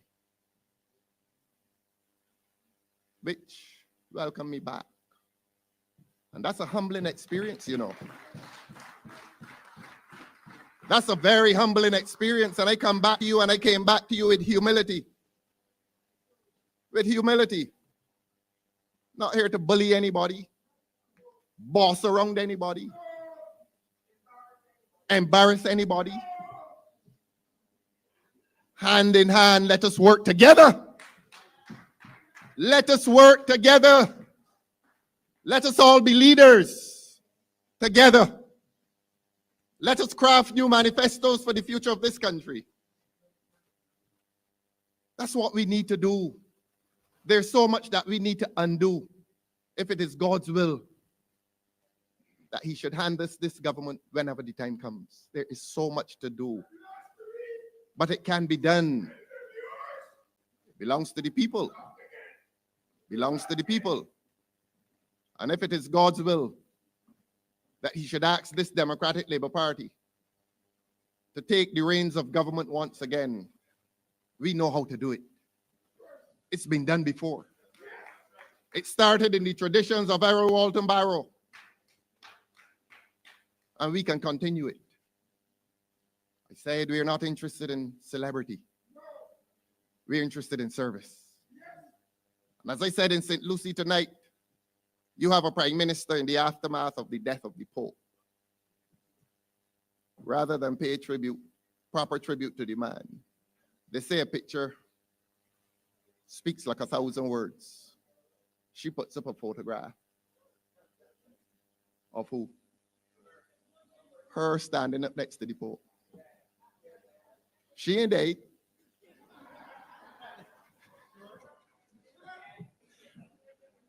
I mean physically, not morally. A picture of her and the Pope. She is traversing this earth looking for photo opportunities. The little old man Biden hurrying to get out to the conference. Excuse me, sir, I can get a picture of you. You're prime minister. And up on Facebook, oh Lord have mercy, she posing with Biden. If you saw the way Biden looking at her. Biden, President Biden. A couple of weeks ago, we forced her to bring her travel documents to the house. You know, she didn't bring all, by the way. She said she traveled 93 times in 7 years minus 2 of COVID. Calculate it. And do you know that you would think that the person would be so embarrassed and would stay in Barbados for a few weeks after that and tell the people, well, look, I can stay a little while with y'all. Can't help. You know, she up in England, up in number 10 Downing Street. And what was she talking about? Climate change. The government phones ain't working. Number 10 Downing Street, the phone's disconnected. The British government not paying the bills for the phones at number 10 Downing Street, so Mia Motley has to fly up there. What's the man's name? Starmer. And discuss climate change with Starmer. And she out at the man's front door. I want a picture, please. And that is what your prime minister is doing. None of the other prime ministers in the Caribbean do it. Finder Stewart never used to do it. None of them. All to convey the impression that you are a world figure. To impress the fickle. To impress the impressionable. And you all over the world quoting Bob Marley. And looking for photo ops. And any of them men dead, boop, picture up. You are the dead man. I know what y'all trying to get me to say. But I went to church in these clothes this morning. And I told the congregation this is a decent campaign. So I am not going to say what y'all are thinking. She is in a lot of pictures with a lot of dead people. And people who will more than likely die before her. And we don't pray for that event, by the way. This is going to be a decent campaign. But you are ruled, and I use the word ruled, you are ruled in this country by an absentee landlord, an absentee prime minister. And all that she has in store for the young people of this country, tomorrow, put your bamsy, left your bamsy in the road. Well, more seriously though, there are a lot of bamsies in the road. And young Dale and I went to a funeral this week. He was in the road. His heart was burst. I'm sorry if you have tears, prepare to shed them now. A little boy who is bright enough to excel in his 11 plus, and you know, you must not be afraid of academic achievement. You must respect it, particularly when it is demonstrated by the children of the poor, particularly when it is demonstrated by those from Nazareth. And you know what they ask? Can anything good come out of Nazareth? And a lot of our children prove that good can come out of Nazareth. And we must respect that. We must admire it. They come with disadvantage. They're dispossessed, disrespected, despised, disenfranchised. And when they do well, we celebrate with our children. But when they're cut down, we don't judge them.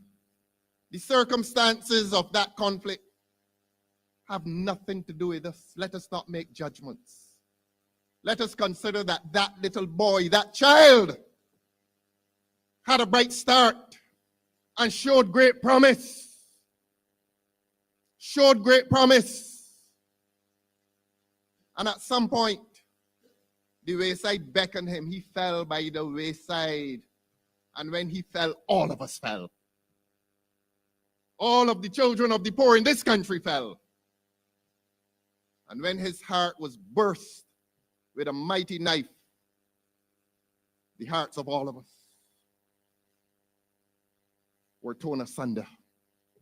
Our hopes, our dreams, our aspirations, the good feelings that we hold for our little children were wasted in a moment of violent indiscretion. But I'm not here to judge the case. I'm here to examine the consequences. And I want you, Democratic Labour Party, to pause and examine the consequences, not only of his departure, but of the departure of several young men in this country who cannot afford a gun, who cannot afford even the bullets in the gun. But then Bamsey in the road too. And the government tells you that they have no responsibility in dealing with crime. And the government is telling you that the mothers in this country, 68% of the families in this country are single parent moms. Some of the best children were born to single parent moms. If you have tears, prepare to shed them now. And this government is visiting parents, mothers and fathers and grandmothers with condemnation. That while they abandon their responsibility to control crime in this country, they're telling people, look in the homes. It's starting there. The mothers don't know what they're doing. They're creating the criminals. That's what they're saying to you, ma'am. They have no responsibility to deal with crime and talking nonsense about we politicizing crime. Why you think there's a police service? And you know they're getting me vexed. They're getting me vexed because I'm about to say something soon. Take it easy. Take it easy, but we have to say it sometime.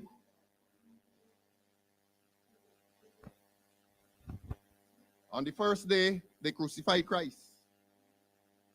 On the second day, he was dead. On the third day, he rose. And we are still a Christian society. And we call it Good Friday. But a few years ago, it wasn't Good Friday. It was a bad Friday. It was a bad Friday when a certain telephone call was made. When a certain telephone call was made, if they want to arrest us and jail us, tell them come here tonight and arrest and jail all of us who know the truth. And when that telephone call was made, the Barbados Police Service fell. And all of Barbados fell. And all of the single mothers that they blame for crime, they fell too. Because this government has made itself accessible to criminal elements in this country. And if we doubted, there are men in this country identified as shooters who were receiving $8,000 a month and they blaming single mothers. This government was paying shooters $8,000 a month. It was no longer Good Friday. That's what your government was doing. That is your government's approach to crime. You know, I begged them, and I say this again, but DLP, I want you to know it again. Repeat it because I want you to remember it. It was discovered that a lot of the shooters had been on bail for murder. They went up there, remanded for murder, and they came out and they were shooting again. And I stood up in the parliament and asked, but you need a bail act that prevents this. We can talk all the constitutional law that we want to, but parliament, in a sense, in terms of passing law, is sovereign. In other words, parliament has the constitutional right and mandate to pass laws for the peace, order, and good government of this country. That's what the Constitution says. And I asked them, please, tighten the bail laws. You know what they did? They brought a new bail act, and when the Attorney General brought, he said he brings this in response to what the leader of the opposition says. So he admitted. Ladies and gentlemen, children of Barrow, you know the new bail act was only longer, but it did very little more than the last one, the one before it. In other words, it was cosmetic. It was window dressing. It demonstrated to me that this government is not seriously interested in passing any law to fight crime in this country. They tell you it begins in the home. And that's their new philosophy, that crime starts in the bedroom.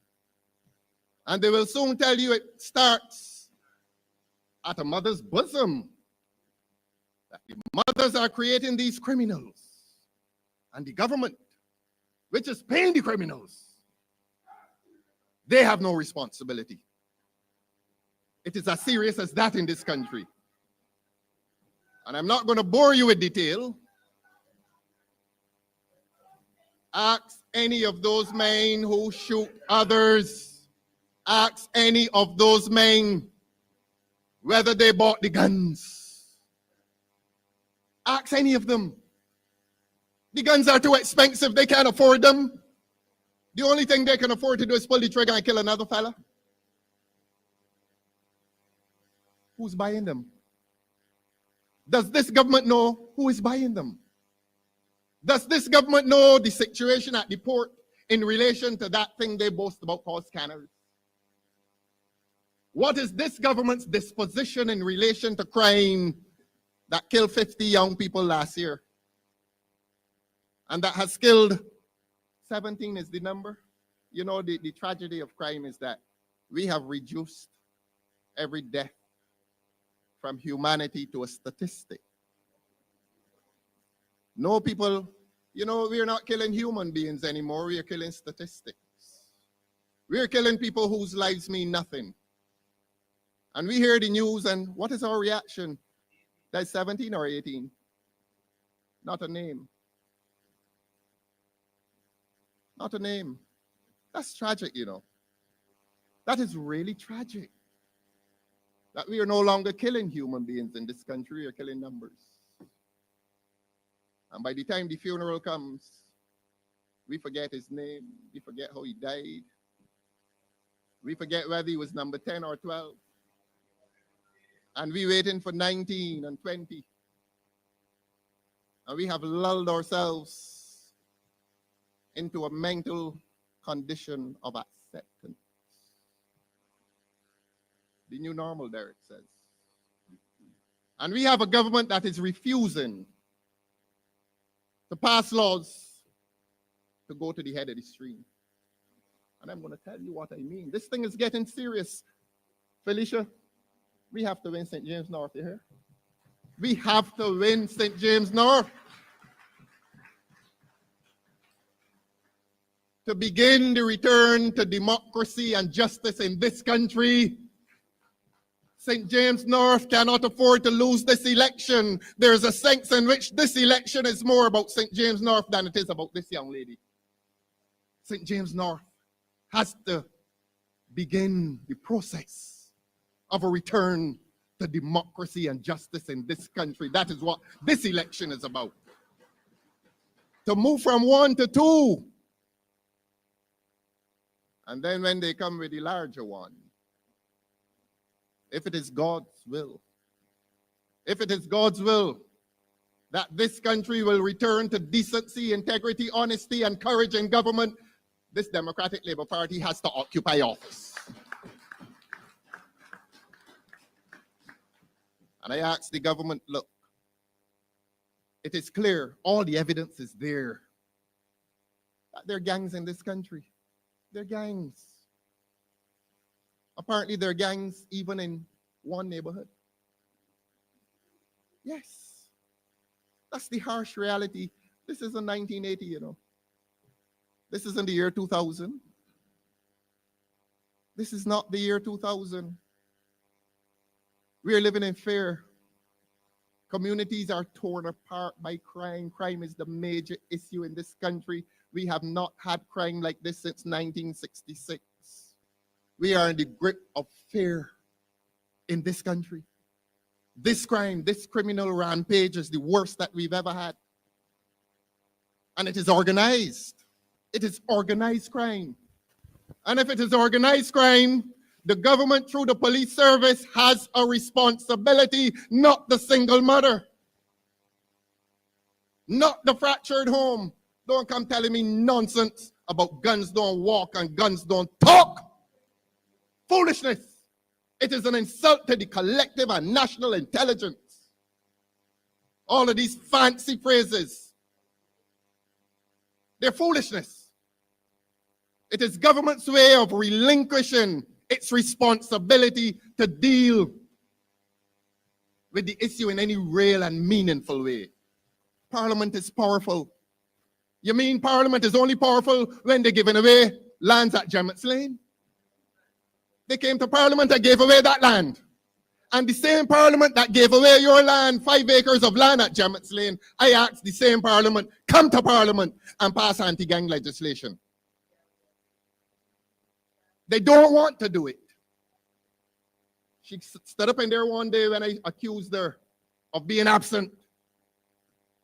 Because I know that during 2024, she couldn't count 10 visits to the Parliament. Not 10.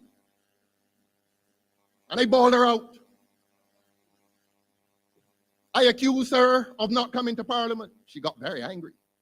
It was the day that she came in there and whispered to one of them. You know, whenever she whispers to one of them, he gets up and curses me. She can't curse me, but he. I made a promise to Durant this morning. Look, you running in St. Peter. You hear what your opponent called me last week? You heard? We ain't gonna use that word in here. We're not even going to attack his church. But we played it. We have the clip and we're going to give it to you because you have to play it all over St. Peter. And show the people in St. Peter the manner of man that is misrepresenting them. Don't attack his religion, don't attack his church. Leave him alone. So Parliament has the power. And she said, I don't have to come in here, I have 29. I have 29. Yeah, she said it. There, answered, I have 29. And she promised to do all kinds of things to me. She said she's going and get videos of my old speeches when I was in the BLP. Bring them. Bring them. You think the people in Barbados don't know that I was in the BLP? What is she talking about?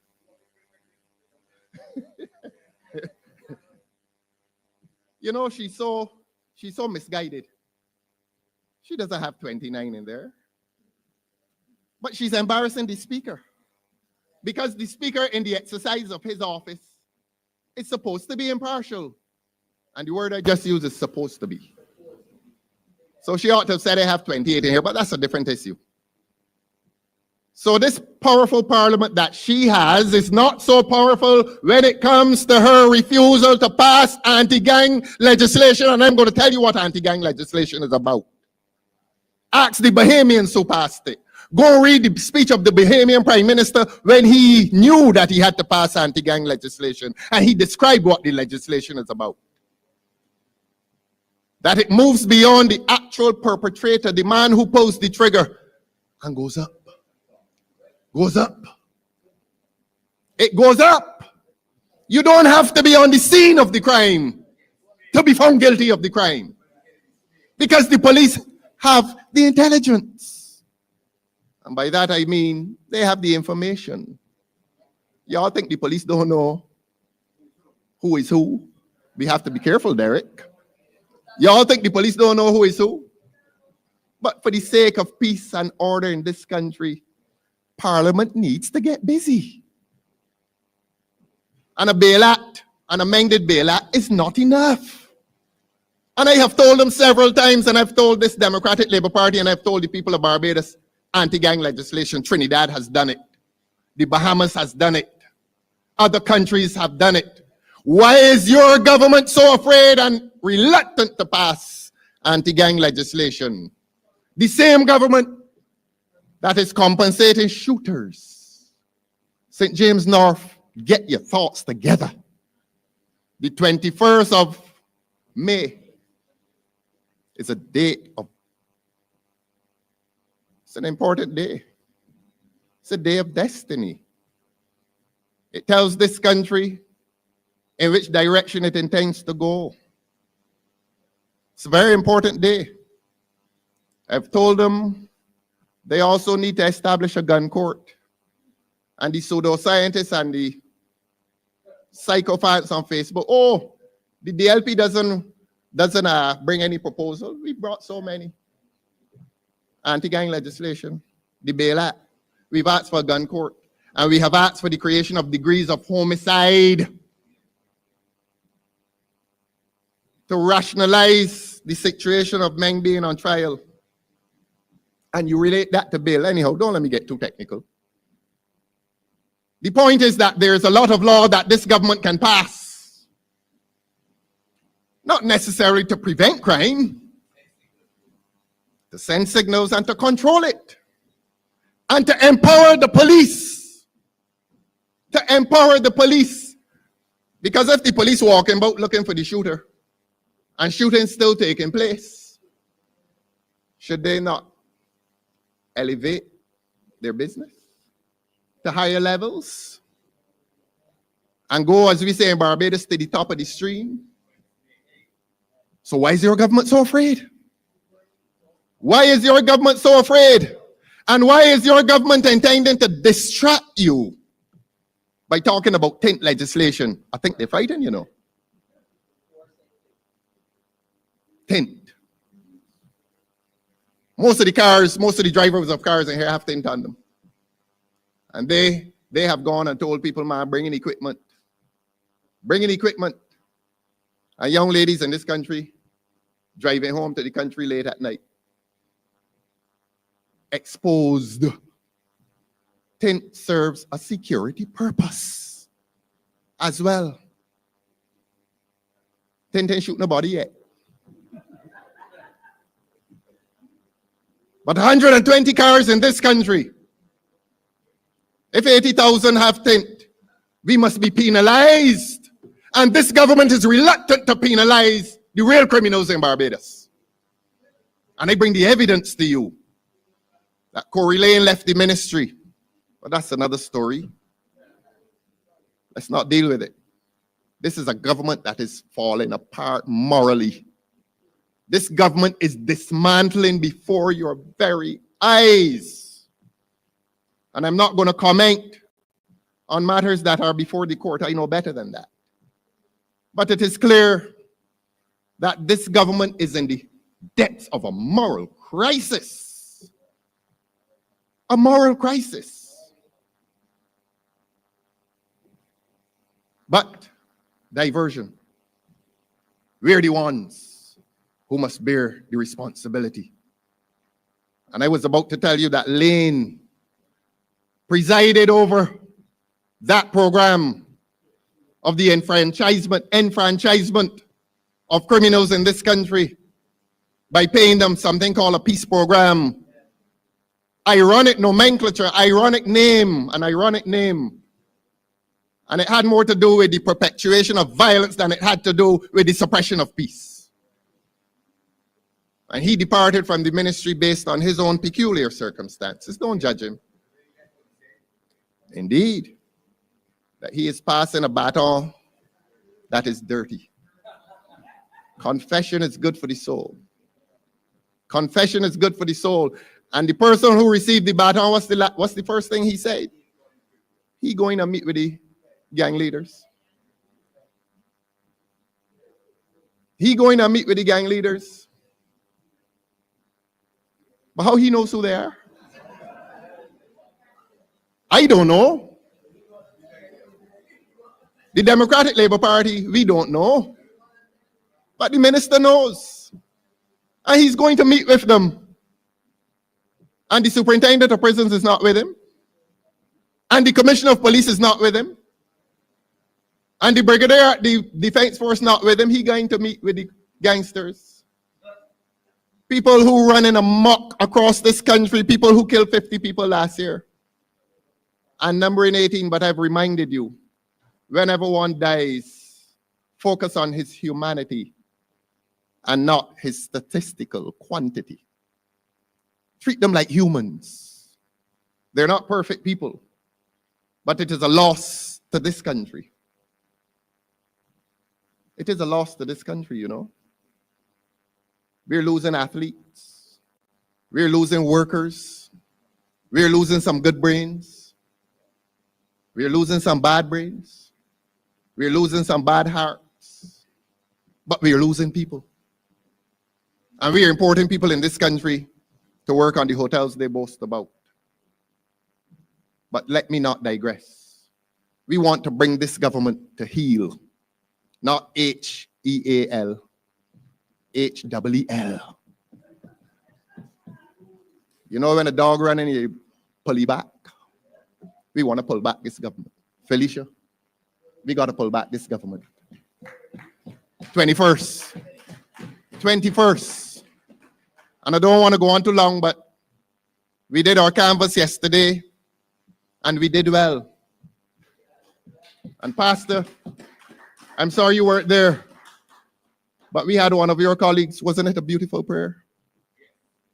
We ended with prayer. You know how you prayed for us? Yes. And when I opened the opposition office, you were there, and you came and prayed. This gentleman, please stand and be acknowledged. Pastor Leroy Scantlebury. Because nothing we do, and we are unapologetic about it. We are unapologetic about our commitment to values. And as Andre said tonight, to moral values. We are unapologetic about that. Because it is clear that that is one of the crises afflicting this country, that you have a government that has no regard for moral values. A government at this time, this worst time, that would invite young people, and I'm going to end where I began, that would invite the young people to come to the East Coast tomorrow and tell them the message, come and leave your Bamsies in the road. That is the state of things in Barbados tonight. Felicia, we have no choice. It is a heavy mandate. Can we do it? Will we come to party headquarters tomorrow? And will we come at 9? And will we resolve that this young lady with this power and might and integrity and honesty and morals will occupy that empty chair next to me? My briefcase can go on the floor, but I put my briefcase in it. I want my briefcase on the floor, Ms. Dujon. Democratic Labour Party, I want my briefcase on the floor. And I can think of no better person than this young lady to sit with me.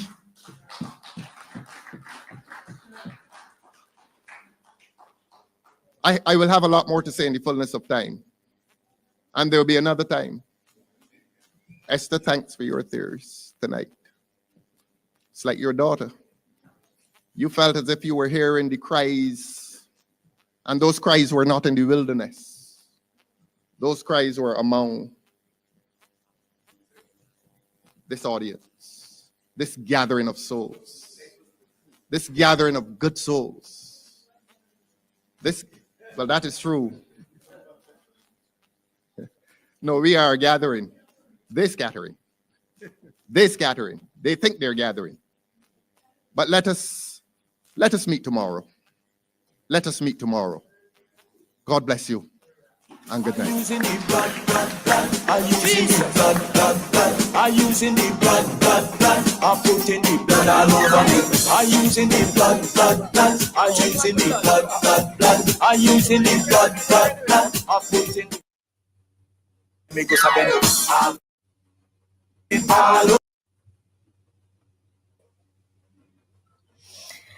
Oh my goodness. I'm seeing Mr. Murray is still with us, and I'm seeing Miss McLean is getting ready to join us. I don't know if she got here this fast, but I think she's getting ready to join us, and the phone line is open. Guys, we need to hear from you tonight. It's an unusual night, and I want to, you would tell me, Mr. Murray, I need to apologize because we made an announcement of what we're going to do tonight, and we have not touched that yet, right? So guys, we will pick that up another time. Again, apologies. We didn't do a bait and switch, but things just went a whole different way. And I want to ask you to give us a call tonight. Give us a call tonight. Mr. Murray, what's on your mind as people get ready to call? Before we go any further, I'd started to mention something about the BW and the BLP and the celebrations at Pool in St. John on May the 1st. I think it's an important point to make. Most, if not all, of the labor unions in Barbados get a subvention from government as part of the budget. All right, but what I've noticed in the last 2 years, there's been a concerted attempt, not at the success of the BLP government, of subsidizing the activities of the BW. The BW has lost a lot of memberships, lost a lot of money, and it has not been able to raise funds to do the kind of celebration that they normally would have done in the past. But I think it's wrong for the BW May Day to be morphed into the gathering in St. John on the excuse that they bring community to it. And not only is it, I find it wrong and reprehensible. Frank Walker, there was a time when the Barbados workers would hold a celebration in Queen's Park or King George V Park on May Day, and thousands would be there with no assistance for anybody. Now the government, through money and goods and services, are subvented. I think it's wrong and should be put a stop to. They've done it for the last 2 or 3 years, and I think it is not good enough to let taxpayers money to go to make the Barbados Workers Union Pool seem to be what is not. If it's weak, let us fight its way back to the top, but we should not be subsidizing. And when one given the special relationship that was established between the BW and the Barbados Labour Party in St. George North by election, through the election to anymore, we have all reason to oppose it. Yes. All right. The other thing, one more quick thing. Martin is not coming. I think Mr. Torrance raised a point which I had in my notes. The question of the security of the atmosphere in which this election will be conducted. What impact will be the fear? There's some who do not go after 6, not drive after 6, who shut their doors. How will Barbadians be brave enough, encouraged enough, even people in St. James North, to leave their homes, to go to meetings in the customary area in this changed environment, when they don't know what will happen to their homes when they're out, or what will happen to them on their way back home? I think we need an assurance for the government that every step we make to protect the public who want to be brave enough to come out and exercise the democratic right in the keeping of the Barbarian tradition of going to political meetings and keeping democracy alive. Yes, very, very well said. I know last night when we were leaving there, leaving St. James North, we were careful not to go to certain establishments. We wanted to get something to eat, but it seemed a bit lonely. Years ago, even 2 years ago, we would not have been doing that. But I see the lovely Miss McLean here with us, and I'm almost sure I saw her at the front hugging Felicia Dujon. What happened?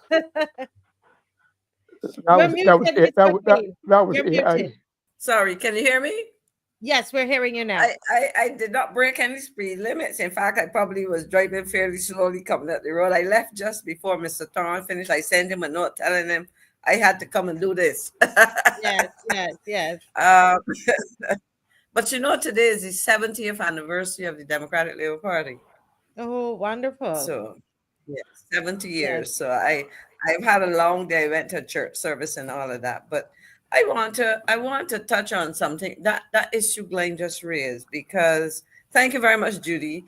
But Ms. McLean, before you touch on that, you were in that room in that auditorium at Alexandra School this evening, right?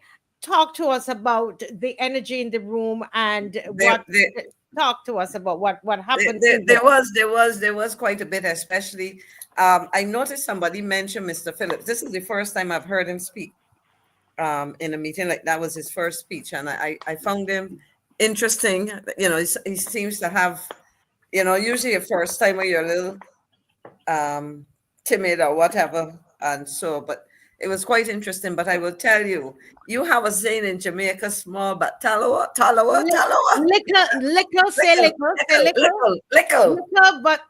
but your talawa. Now that is, Felicia, explain to Glyne and the others what it means. Glyne knows. I know, yes.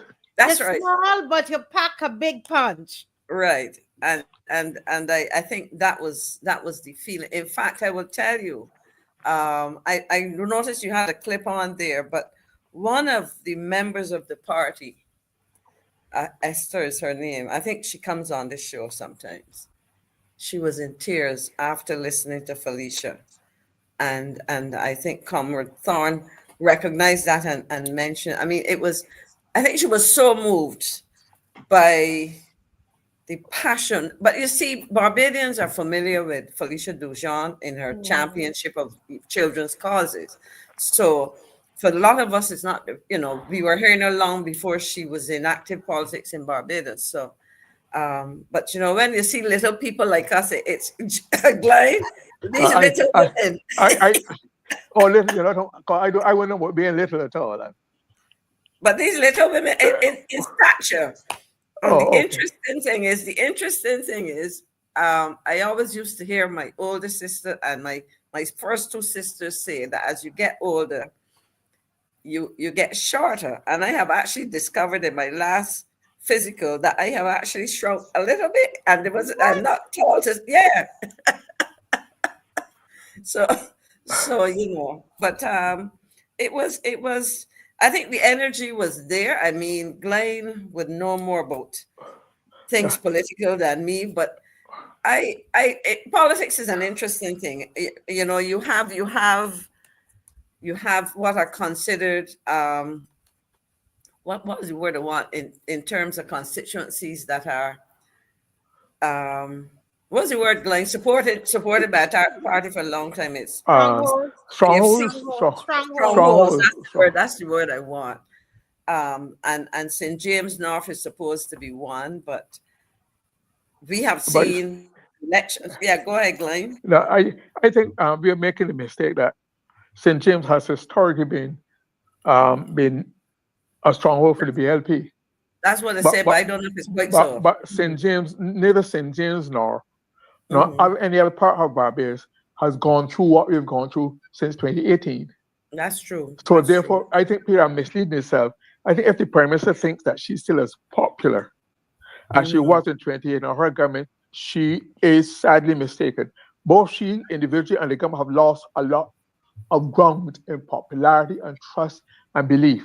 So if that is so, one has to understand it's logical to expect somebody has also gone to St. James North. So it's being a strong crowd cannot be as strong as before. And therefore, you can have a good fight. Like I said, tonight you weren't here, but I thought how powerful Ms. Dujon was and is as a presenter. And therefore they have underestimated, because Mr. Blackman has not yet taken part in any debate in which I think he can be a match for Ms. Dujon. And unfortunately for him, he started out with a level of arrogance, not necessarily, well, referring to the political challenge he will have and that whole exercise of the by-election. But I remember my encounter with him, because it was less of an exchange, because he didn't get into speaking to what I. But we raised it. We discussed it and played. We discussed it here. Yeah, yes. we discussed tonight. So when okay. We talked about it tonight. Marcia brought it up tonight just to show. And I was also struck by I mentioned earlier, but in her comments yesterday to the media by Sante Brash, who's the campaign manager. Don't forget, a woman of political pedigree, the campaign manager. She made reference to the fact that she was impressed by his intellect. His intellect. And also talk about his pedigree too. She didn't use pedigree, but that she was the offspring of Adrian Hinds, etc. So already it's very But I just want to make one point. We have heard a lot about, and I did at the point as time that I was a great admirer in his early days when he was a youth, when he was a parish ambassador. But he has gone too far and too quick and too deep to be cheap politics that I would prefer. And therefore, he has a lot to me to prove. We heard, the point I want to make, we've heard about these high posts that he's had, but I have no idea of what his record of performance is in those posts. How long did he hold the post either? And what did he achieve? So I can't judge him. I can only judge him by what will appear on his CV. But that does not tell the matter of his performance.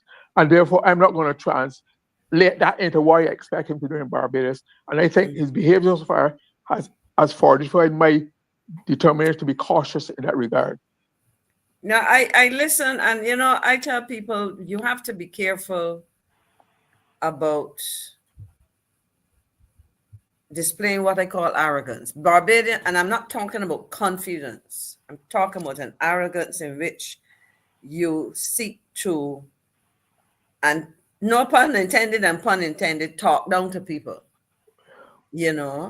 and do so in a way that at the end of the day, you do it and you do not demonstrate a depth of understanding of issues. In his case, issues education. And again, this is an area in which I think that he is less knowledgeable because he's come from a very different background. And I don't believe that he would have been following the issues and comprehend them, because we've had a lot of discussions in Barbados in the last couple of years about our educational system, about children in the system and all of these things. And I am not sure that he's participated, but I let others speak. Marcia.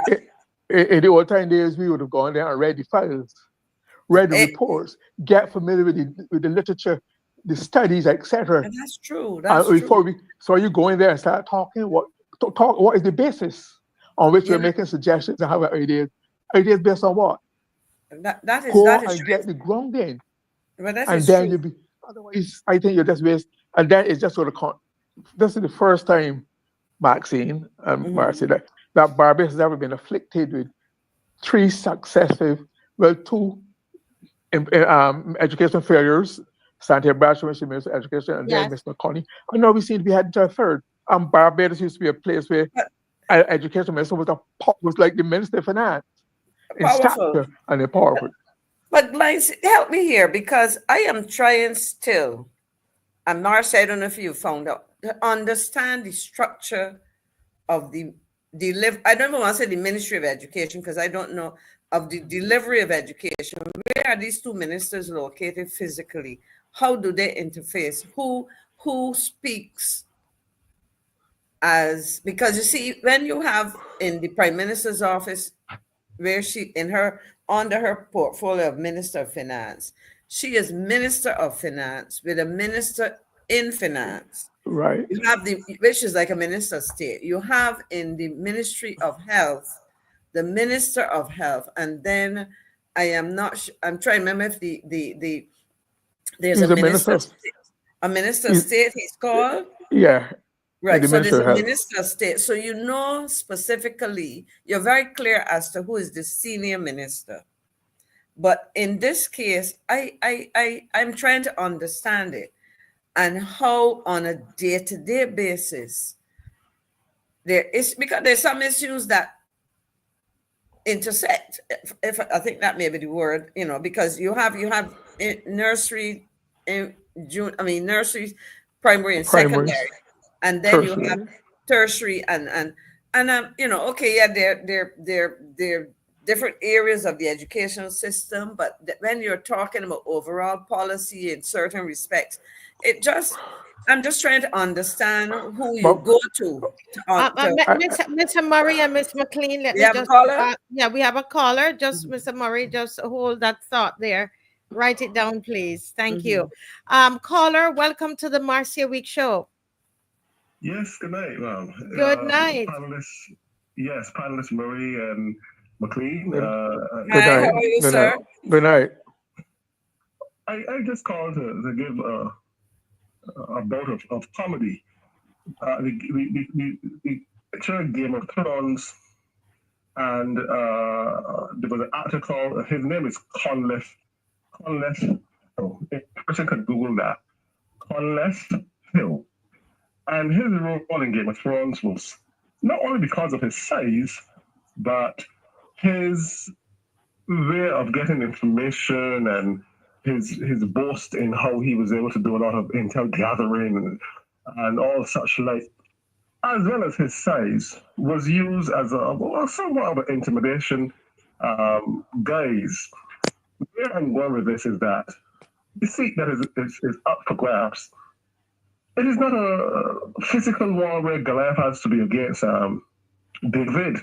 I think that people have to look and see, is this seat or the persons that are running, are they of worth? Now let me qualify what I'm saying. Barbados has just went through a lot of misdeeds or mishappenings, or as it relates to poor governance, and I call it done deal politics, where deals are done and the people are made to feel that they had a say in such an way case.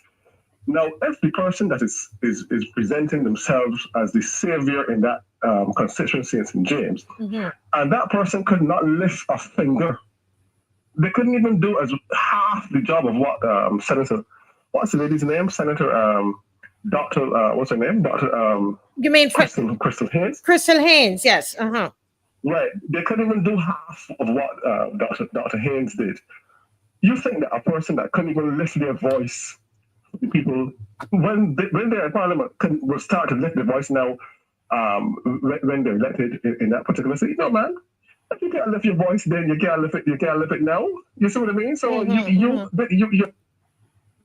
they just have to look beyond the veil of political theatrics and polish political gangsterism and see what is from what isn't. Yes. I'm just breaking. I don't know if you want. Yes. Yes. Well, thank you so much. And can you talk to me about did you hear Mr. John? I don't know when you joined the live. Did you hear Mr. John's speech?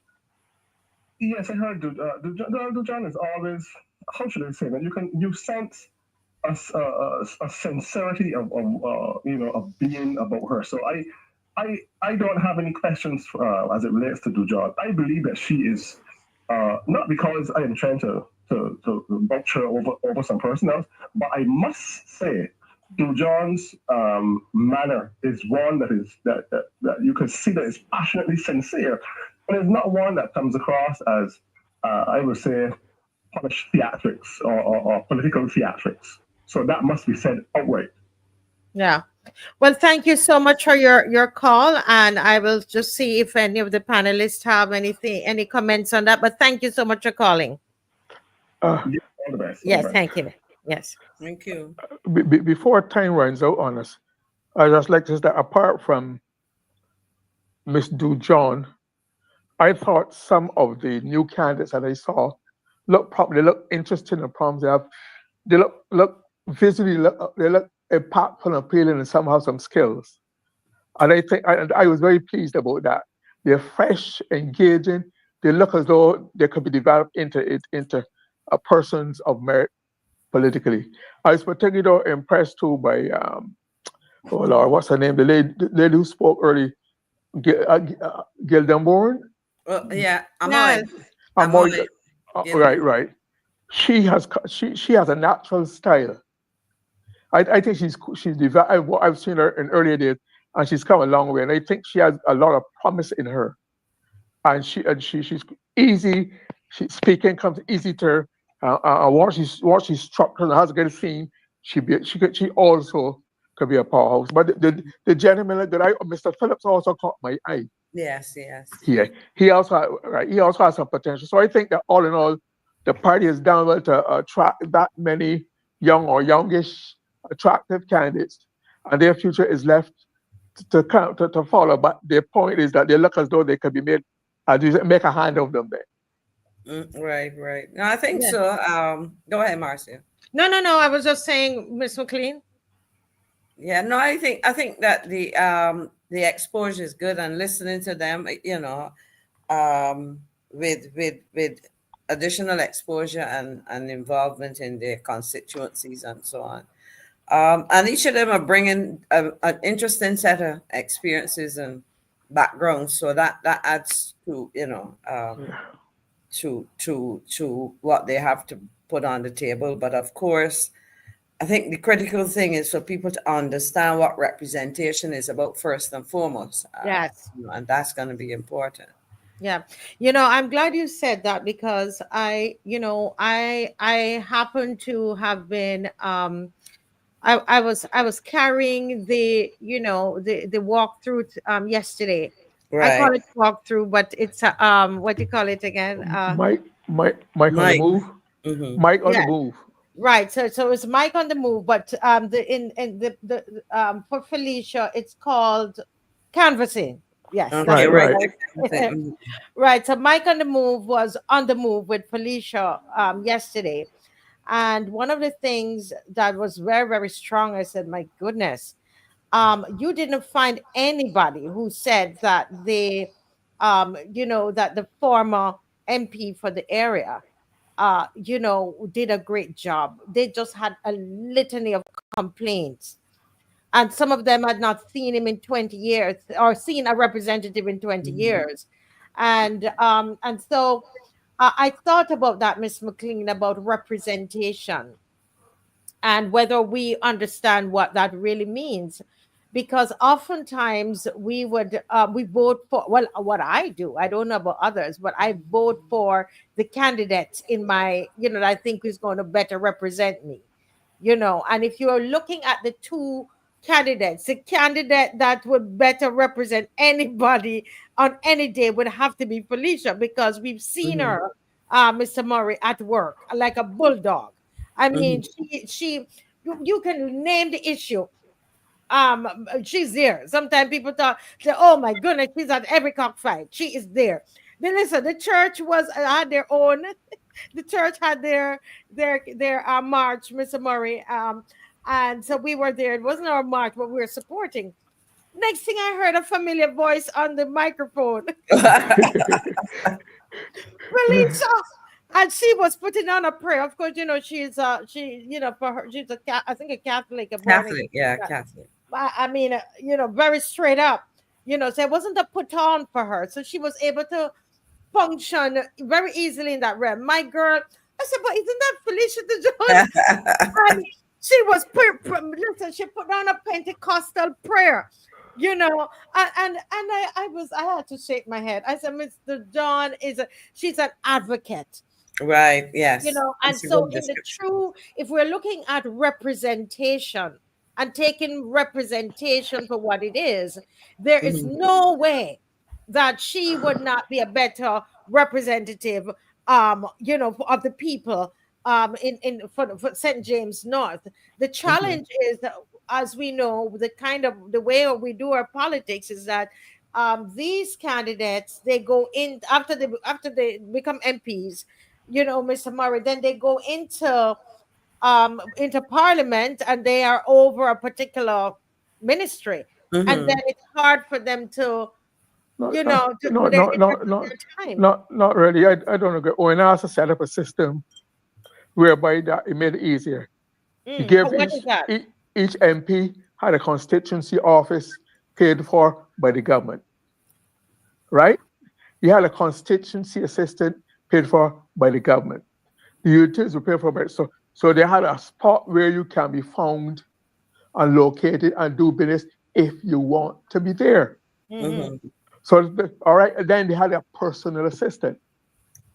And then don't forget, a few months ago, the Prime Minister was supposed to have a constituency liaison officer to do what I don't know. Thank so God you're saying there's we need to look at that. there's a system already. Okay, I didn't know. There's a system already there, so they have no excuse. They don't have to worry about rent. That is paid for the premises. Telephone secretary paid for. You get computers paid for. You get a constituency assistant who's the work, and the place is maintained. So they have the tools. The point is to manage your time, to manage the people, and to find time for the people. That's it. I know Prime Minister Arthur, as strong as he was in St. Peter, and he had an office, he would still make sure some days in the week he gone all over St. Peter on his own, make time for it, and keep in touch with the people. So if you want to do it, it can be done because there's a structure there for you, right? There's not an old time days where you have to do it out of your car or from your home. It's there. There's a sign that said and it's paid for, so they have no excuse for not having the ability to be available to people if they want to. So in essence, what you're saying, Glyne, is that a minister has 3 assistants. You have your personal assistant, you have the traditional assistant in the constituency office. I know they had this third one. I'm trying to remember the title that they gave. The one I think the Prime Minister mentioned. You got a constituency liaison officer. Yeah, that they can go to funerals and whatever. Has that gone into being? As far as I know, I have to. I have to check. And I think, if I remember correctly, I saw a piece of legislation. Let me check. You can go ahead and check that, Miss McLean, because I have and then let us know. I have a caller on the line, and Dave has found her. You see, I'm telling you the truth. I had to shake my head. This is her here. She grabbed that mic. Okay. Something else. But we have a caller on the line. Good night, caller. Welcome to the Marcia Week Show. Yes, good night. This is Victor Young.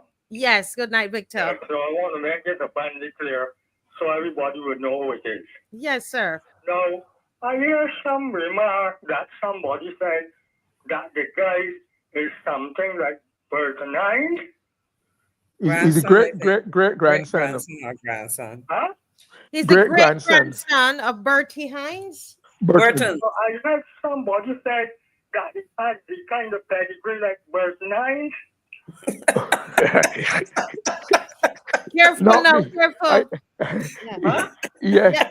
Yes. That's how you do it. As you would say, what we do saying as we would do proofreading. Right. I work for Burton Hinds. Truth newspaper. As the truth. Right. The truth. Okay? Right. And I'm saying to you, that guy has no kind of thing like Burton Hinds. He doesn't even understand anything like Burton Hinds. Burton Hinds was different. He was the speaker for the JLP. But that guy is not anything near to Burton Hinds. Not only that, that speech that Ralph Thorne gave was a speech that I don't even think that the guy in England could give a speech like what Ralph Thorne gave there at that opening. Ralph Thorne was clear. I would say was excellent. That's one of the best speeches I've ever heard for a long time. Although I don't get too close to politicians, but there's a speech that, I mean, when I hear people talking stupidness, I mean, you can't come and disrespect people. And not only that, how could a leader of a church use that kind of language that the person is a I mean, something is wrong. These people have no morals at all. And the thing that is happening in Barbados, that they're pulling these malls down and down, down and down.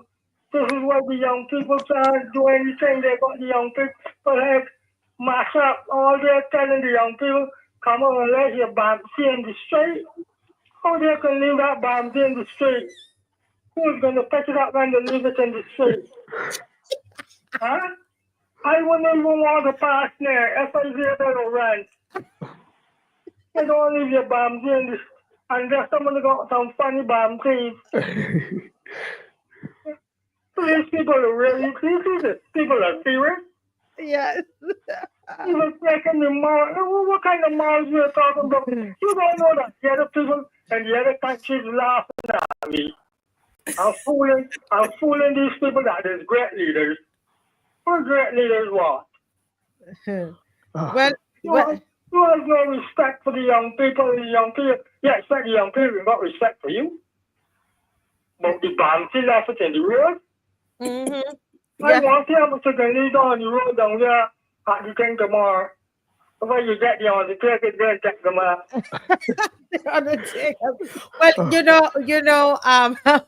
Well, Mr. Young, it's always great to hear you. It's somebody cackling out there. It's great to hear you.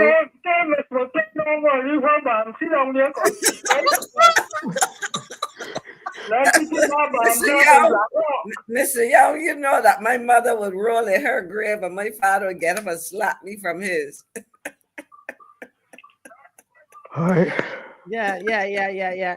But thank you so much. And I don't think anybody on here will believe in their Bamsi in the street tomorrow, okay?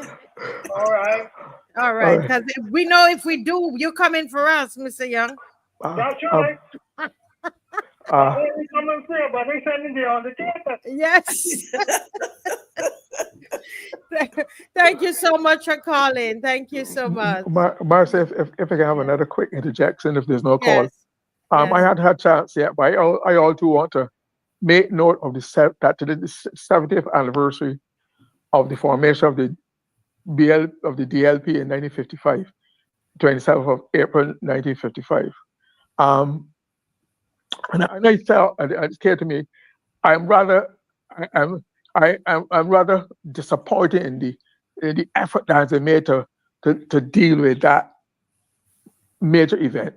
But that aside, I'm saying that if this would have been a nice gesture on the part of the government on reaching this milestone to give it subvention or private subvention, and the subvention is not controlled by law. The convention is not controlled by law. The convention is controlled by the Management Commission of Parliament, which is a bunch of parliamentarians and staff of Parliament that control it, and it's chaired by the Prime Minister. And I understand it only meets if the Prime Minister is there. That's what he was told. So I'm saying if the Prime and when I devised that, because he said that both parties have done a lot for developing Barbados, and they should never be put in a position where they have to scramble to pay staff and survive. And therefore, this subvention was put to do that. And I remember there were some people at the time where decided, no, it said don't give the DLP then. When after quite right, he said, no, the Barbados Party will not always be in government, and someday will need that money, which is what they had to depend on after 2008.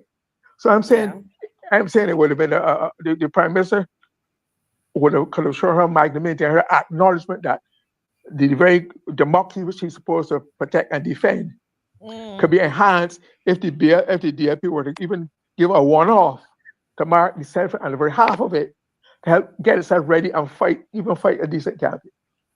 Yeah. Because it is the taxpayers' money. It is the taxpayers' money. It hasn't been formed gone to any club or any fundraising or any charity or whatever. It's the taxpayers' money. Yes, Ms. McLean.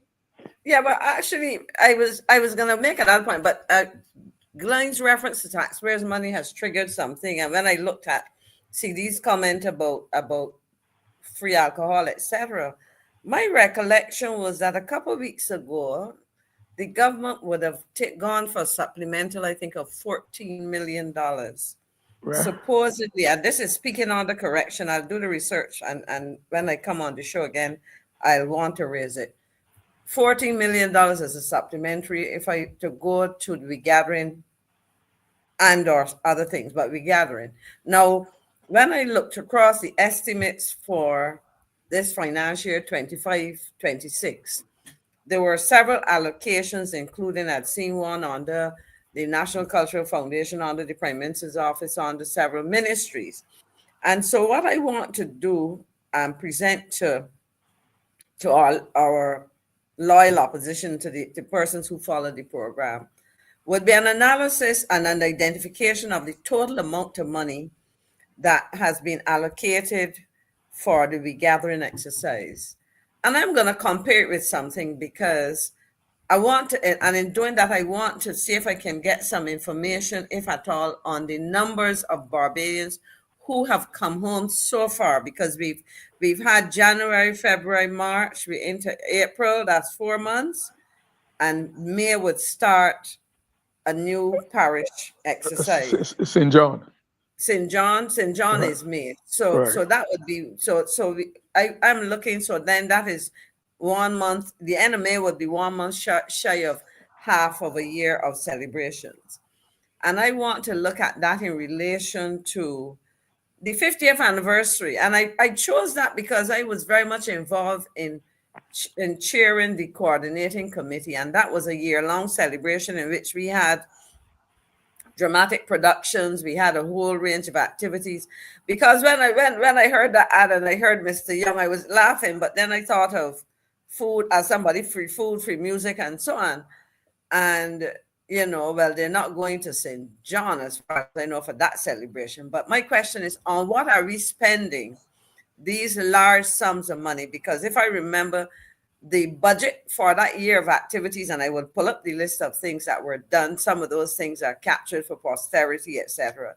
For that year of celebration, it was about $6 million. Yeah. And here we have, so in other words, are we spending money to celebrate Barbadians coming home, or at the end of the day, are we having the equivalent to a number of queue in the communities and other FETEs and so on for Barbadians at home under the guise of, you know, Glyne? I don't know if you have it. I think we have a minute to 10. Okay, Yeah. okay. I think they're camouflaging. I think they're, when they had the first gathering, I challenged somebody on the phone I was on calling program, and I challenged them to tell me what is the budget. And they said there was no specific budget. What they were taking money from different ministries to provide the money. I suspect that figure you saw is only one side of the figure, that some of the other ministries are also carrying some of the costs of the gathering, and therefore it could be much more than 14 million. Correct. You're correct, because there was a supplementary, which meant that they had started from last year, right? And the supplementary was about 14 million, but then there's an allocation. Right. Or there are allocations, the allocations across ministries, because I remember starting to sum them up. So I think it'd be useful to really look at that, because it is in the context of all that we're talking about, it's an extraordinary amount of money. Yes, under the East Coast Bram, I suppose if it was part of the St. Joseph activity would have been paid for.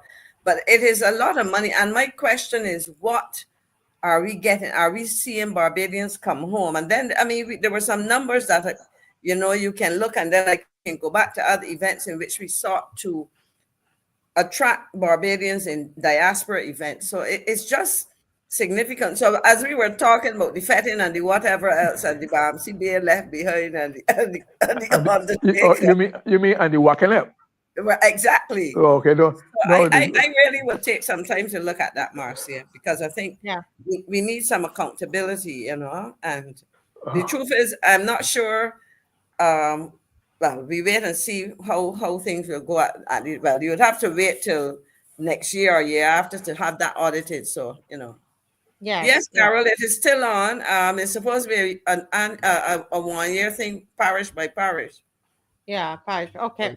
Well, guys, I think we've come to the end of this very interesting show tonight. Can I have one final statement?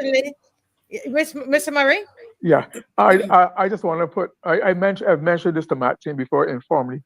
I think we need to pay some attention to the Ministry of Foreign Affairs. I've Okay. seen some appointments happen in Foreign Affairs that don't make sense to me, and I know it wouldn't make sense to you other. And I think next time we should look at, I see some appointments and new posts. I can link it to the gathering and kind Right. of an opportunity to speak So to let's not for the foreign policy, but how it is being used for political purposes from Barbados and for friends and family fornicators all over again, even all right, internationally. And frustrated persons. Well, we will need to schedule that. We will definitely need to schedule that. I think that's a good one to look at. And you've been saying that for a while. And look at, as I'm going to end there, is I'm going to take the call. That's fine. That's fine. Yes. Good night. Good night. Welcome to the Marcia Week Show. Good evening, Marcia. I had a little difficulty remembering your number. It's not good evening to the other panelists. Yes. Good night, sir. This whole by-election and the seeming return of the Democratic Labour Party to Parliament seems to have this eerie divine ordinance attached to it. I've been watching it carefully. Mr. Thorne, he said he agonized with himself. He had to make his mind up. He had to search his soul in coming forward as the leader. And I've watched him, and he has grown in strides over the last 2 years. And we had a storm which reached hurricane strength, and it wreaked havoc in oysters and, damaged almost wiped out the fishing industry. And there was Mr. Thorne was the man whose constituency would have been most hard hit by the storm. Yeah. And I tell you, he really worked hard on behalf of those people. And now he performed the sterling measurement when he delivered his last reply. He spoke, and I told you this the last time, that Mr. Thorne seemed to have said to himself, look, I don't think I'm going to get another chance to do this, so I'm going to go it 2 days. And here it is, a by-election. And whenever I hear by-election, it brings me back, or it takes me back to the by-election of 1976, almost 5 years ago. If I out by a year, Glyne would correct me. And that was with Speaker Maxwell, who was declared bankrupt. And that seat in St. Philip North was made vacant. This is how, well, Mr. Edmund not been declared bankrupt. Edmund has thrown in the towel. He said he has other things to do. Yes, grant you, in St. James North. And let me tell you, Mr. Barrow, as far as I am concerned, was the most powerful leader in Barbados. And the next to St. John, the election was fought, not St. John, sorry, St. Philip North. And David Simmons, who was a trifling at that time, won the seat. Now, St. Thomas, here it is, we have a Minister of Education, being the candidate for the incumbent government, and we have the shadow minister for the Democratic Labour Party. So there seems to be this similarity as we go down. And St. James has been performing very poorly. If you look at the last voter turnout, it was 40, 41, 42-ish. I think Mr. Hickson, he slipped by 1,190 votes, 22 over 2018. Terry Simmons, the Honorable, I'm not giving him the title, the Honorable, although when you're talking politics, you call the Christian name, Simmons, Hickson. Simmons, 1156, and Husbands, 1138. There was a pattern going across St. James. And I think Ms. Motley said to herself, look, let me test these waters. I have backbench backbench problems. You don't have to ask. You hear it from Martha Carroll. You hear it from Mr. Prescott. That Glyne spoke so well about what's been happening in Parliament. We have then bad behavior, to sum it up, on the front bench. You've got all sorts of allegations, etc., etc. And I think she's saying to herself, look, let me test the waters. And strangely enough, Martha, you wouldn't know. But after that by-election in St. Philip North, another by-election was occasioned in the city by the resignation of Vince Motley's father from Parliament. And that's how Billy Miller became the member for that constituency.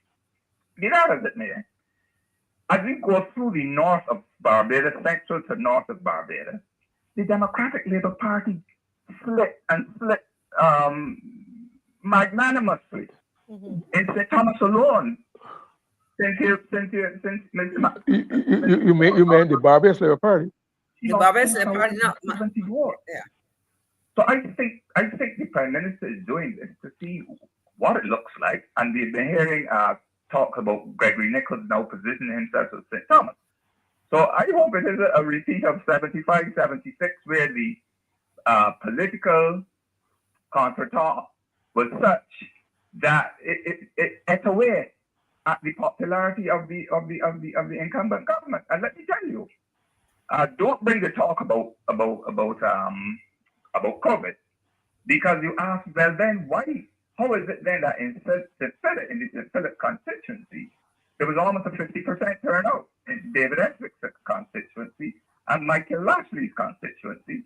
And why was it that the young lady in St. George North, Miss Moore, MP Moore, was able to improve on her vote in 2022?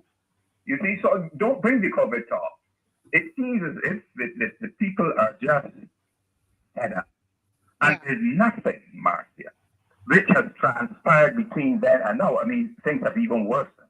And this, as you know, if there's one body who should know how people vote when the IMF has you by your throat, you should know, as is the case in Jamaica. IMF elections are tricky elections, and the people are feeling hardship. There's crime. There's accusations of all sorts of things. You know, so I am saying corruption, hardship. Look at the government here. The reason is Glyne is telling you, and Glyne is one of the few people who says it quite right. The hardship which we are experiencing is that because of the IMF. I heard Andrew Holness speak about it when he was here for the House Conference, the head of government. He said there were times when I would have loved to have repaired a street, to have put in a street lamp, but I couldn't because my hands were tied. So I think this is going to be a very tricky election, and I heard Miss Dujon, Felicia, and I must say she is impressive. Yes. She could hold for her own. She could. She could speak for half of it. She could.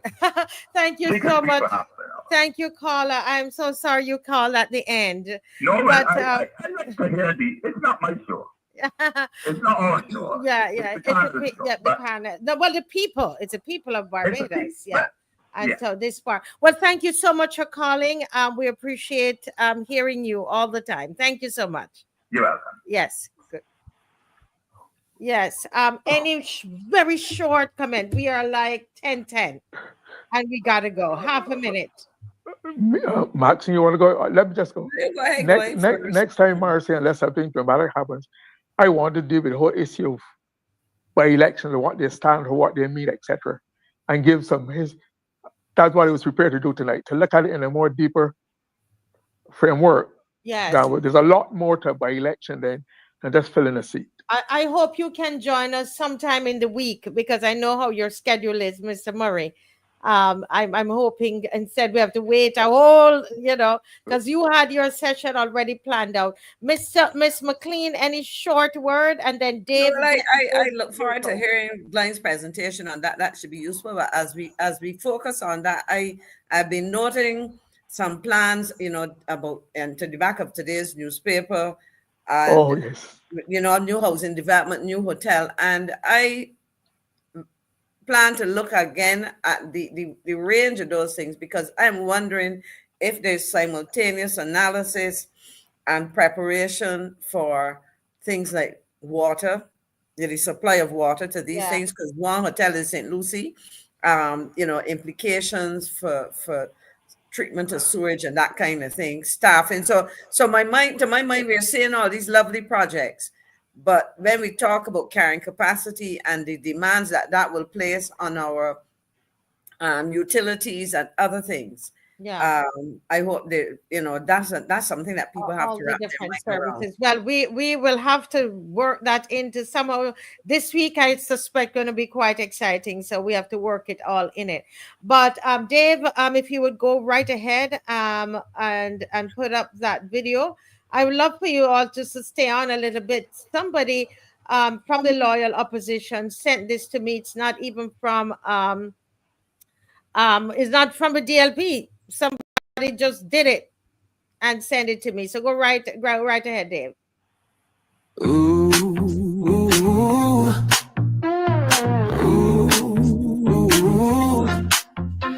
The bee's hope is a man named Chad. Had fancy jobs, the suit looked not too bad. He talked real slick when the media came, but on the streets, he'll forget our names. Potholes deep and the taps run dry. We call his name, but he won't reply. In 7 years, not a thing has changed. Now the people rise, 'cause we've been estranged. Time for a change, let the old ways go. We see the light in the one we know. She walks with us and feels our pain. Felicia Dujon is her name. Vision strong and hands that heal. She listens well and she keeps it real. So gather round, everyone come forth. Vote for Dujon and St. James North. Chad's got stats and fancy plans, but we still have empty pots and pans. He's in the papers, he's on the news, but in our hood, we just feel used. Dujon's walk, whole town square, helping kids with love and care. She don't just talk, she does the work, lifting voices while Chad would shirk.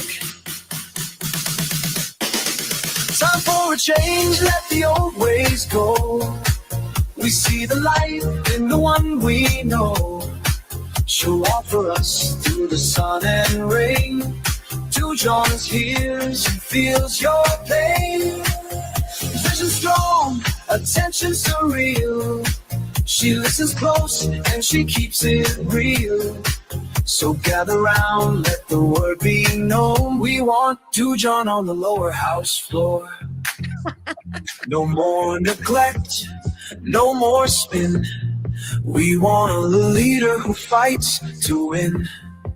Not for power, not for show, but for St. James North, row by row.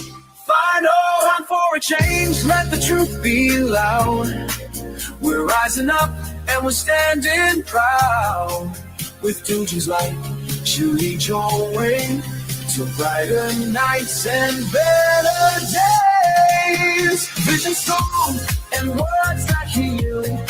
She listens well and she keeps it real. So cast your vote and we'll go forth. Dujon will fight for you in St. James North.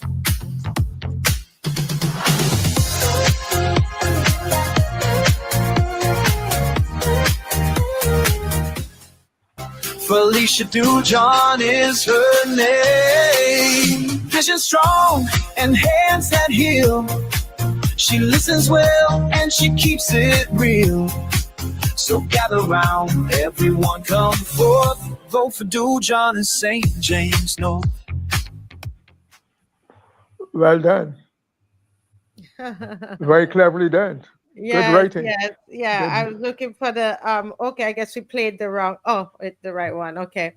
Yeah, so yeah, and we just had the footage, and when I heard it, I sent it to my my little editor, the young man, and I said, put something together. I think we can even make it tighter. So yeah, people like it, and she doesn't even know of it. It's someone just sent it. It has an overseas Okay. number. The person, Okay. it's somebody in the diaspora that Wow. sent it. Good writing. And it's not. Good writing. I just got this tonight and sent it to the editor to put it on. But this is not Okay. even produced by the DLP. It's not Okay. interesting. Wow. The DLP don't have the money to produce song.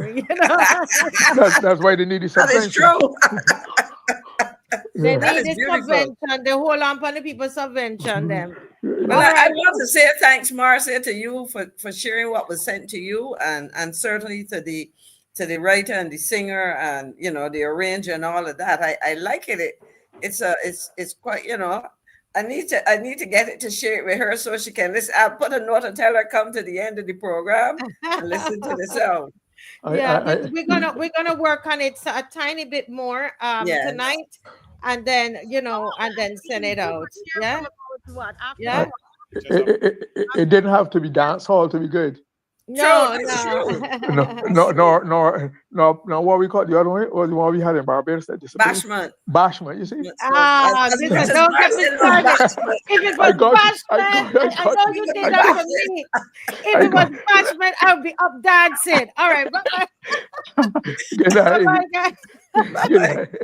See you soon. Yes, Take bye-bye. care. It's a Bye-bye. pleasure, Goodbye. guys. I love you all. God Good bless. night. Bye-bye. Bye-bye. Bye-bye. Talked real slick when media came, but on the streets, he'll forget our names. Potholes deep and the taps run dry. We call his name, but he won't reply. In 7 years, not a thing has changed. Now the people rise, 'cause we've been estranged. Time for a change, let the old ways go. We see the light in the one we know. She walks with us and feels our pain. Felicia Dujon is her name. Vision strong and hands that heal. She listens well and she keeps it real. So gather round, everyone come forth. Vote for Dujon and St. James North. Chad's got stats and fancy plans, but we still have empty pots and pans. He's in the papers, he's on the news, but in our hood, we just feel used. Dujon's walk, whole town square, helping kids with love and care. She don't just talk, she does the work, lifting voices while Chad would shirk. Time for a change, let the old ways go. We see the light in the one we know. She'll offer us through the sun and rain. Dujon hears and feels your pain. Vision strong, attention surreal. She listens close and she keeps it real. So gather round, let the word be known. We want Dujon on the lower house floor. No more neglect, no more spin.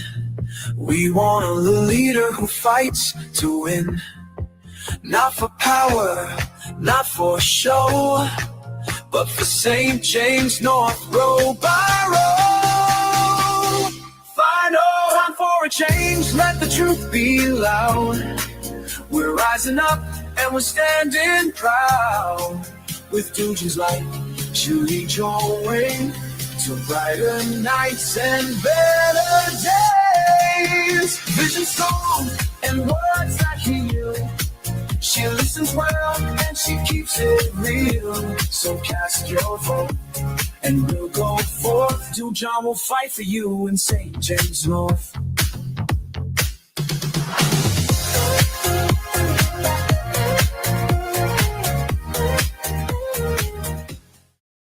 Felicia Dujon is her name. Vision strong and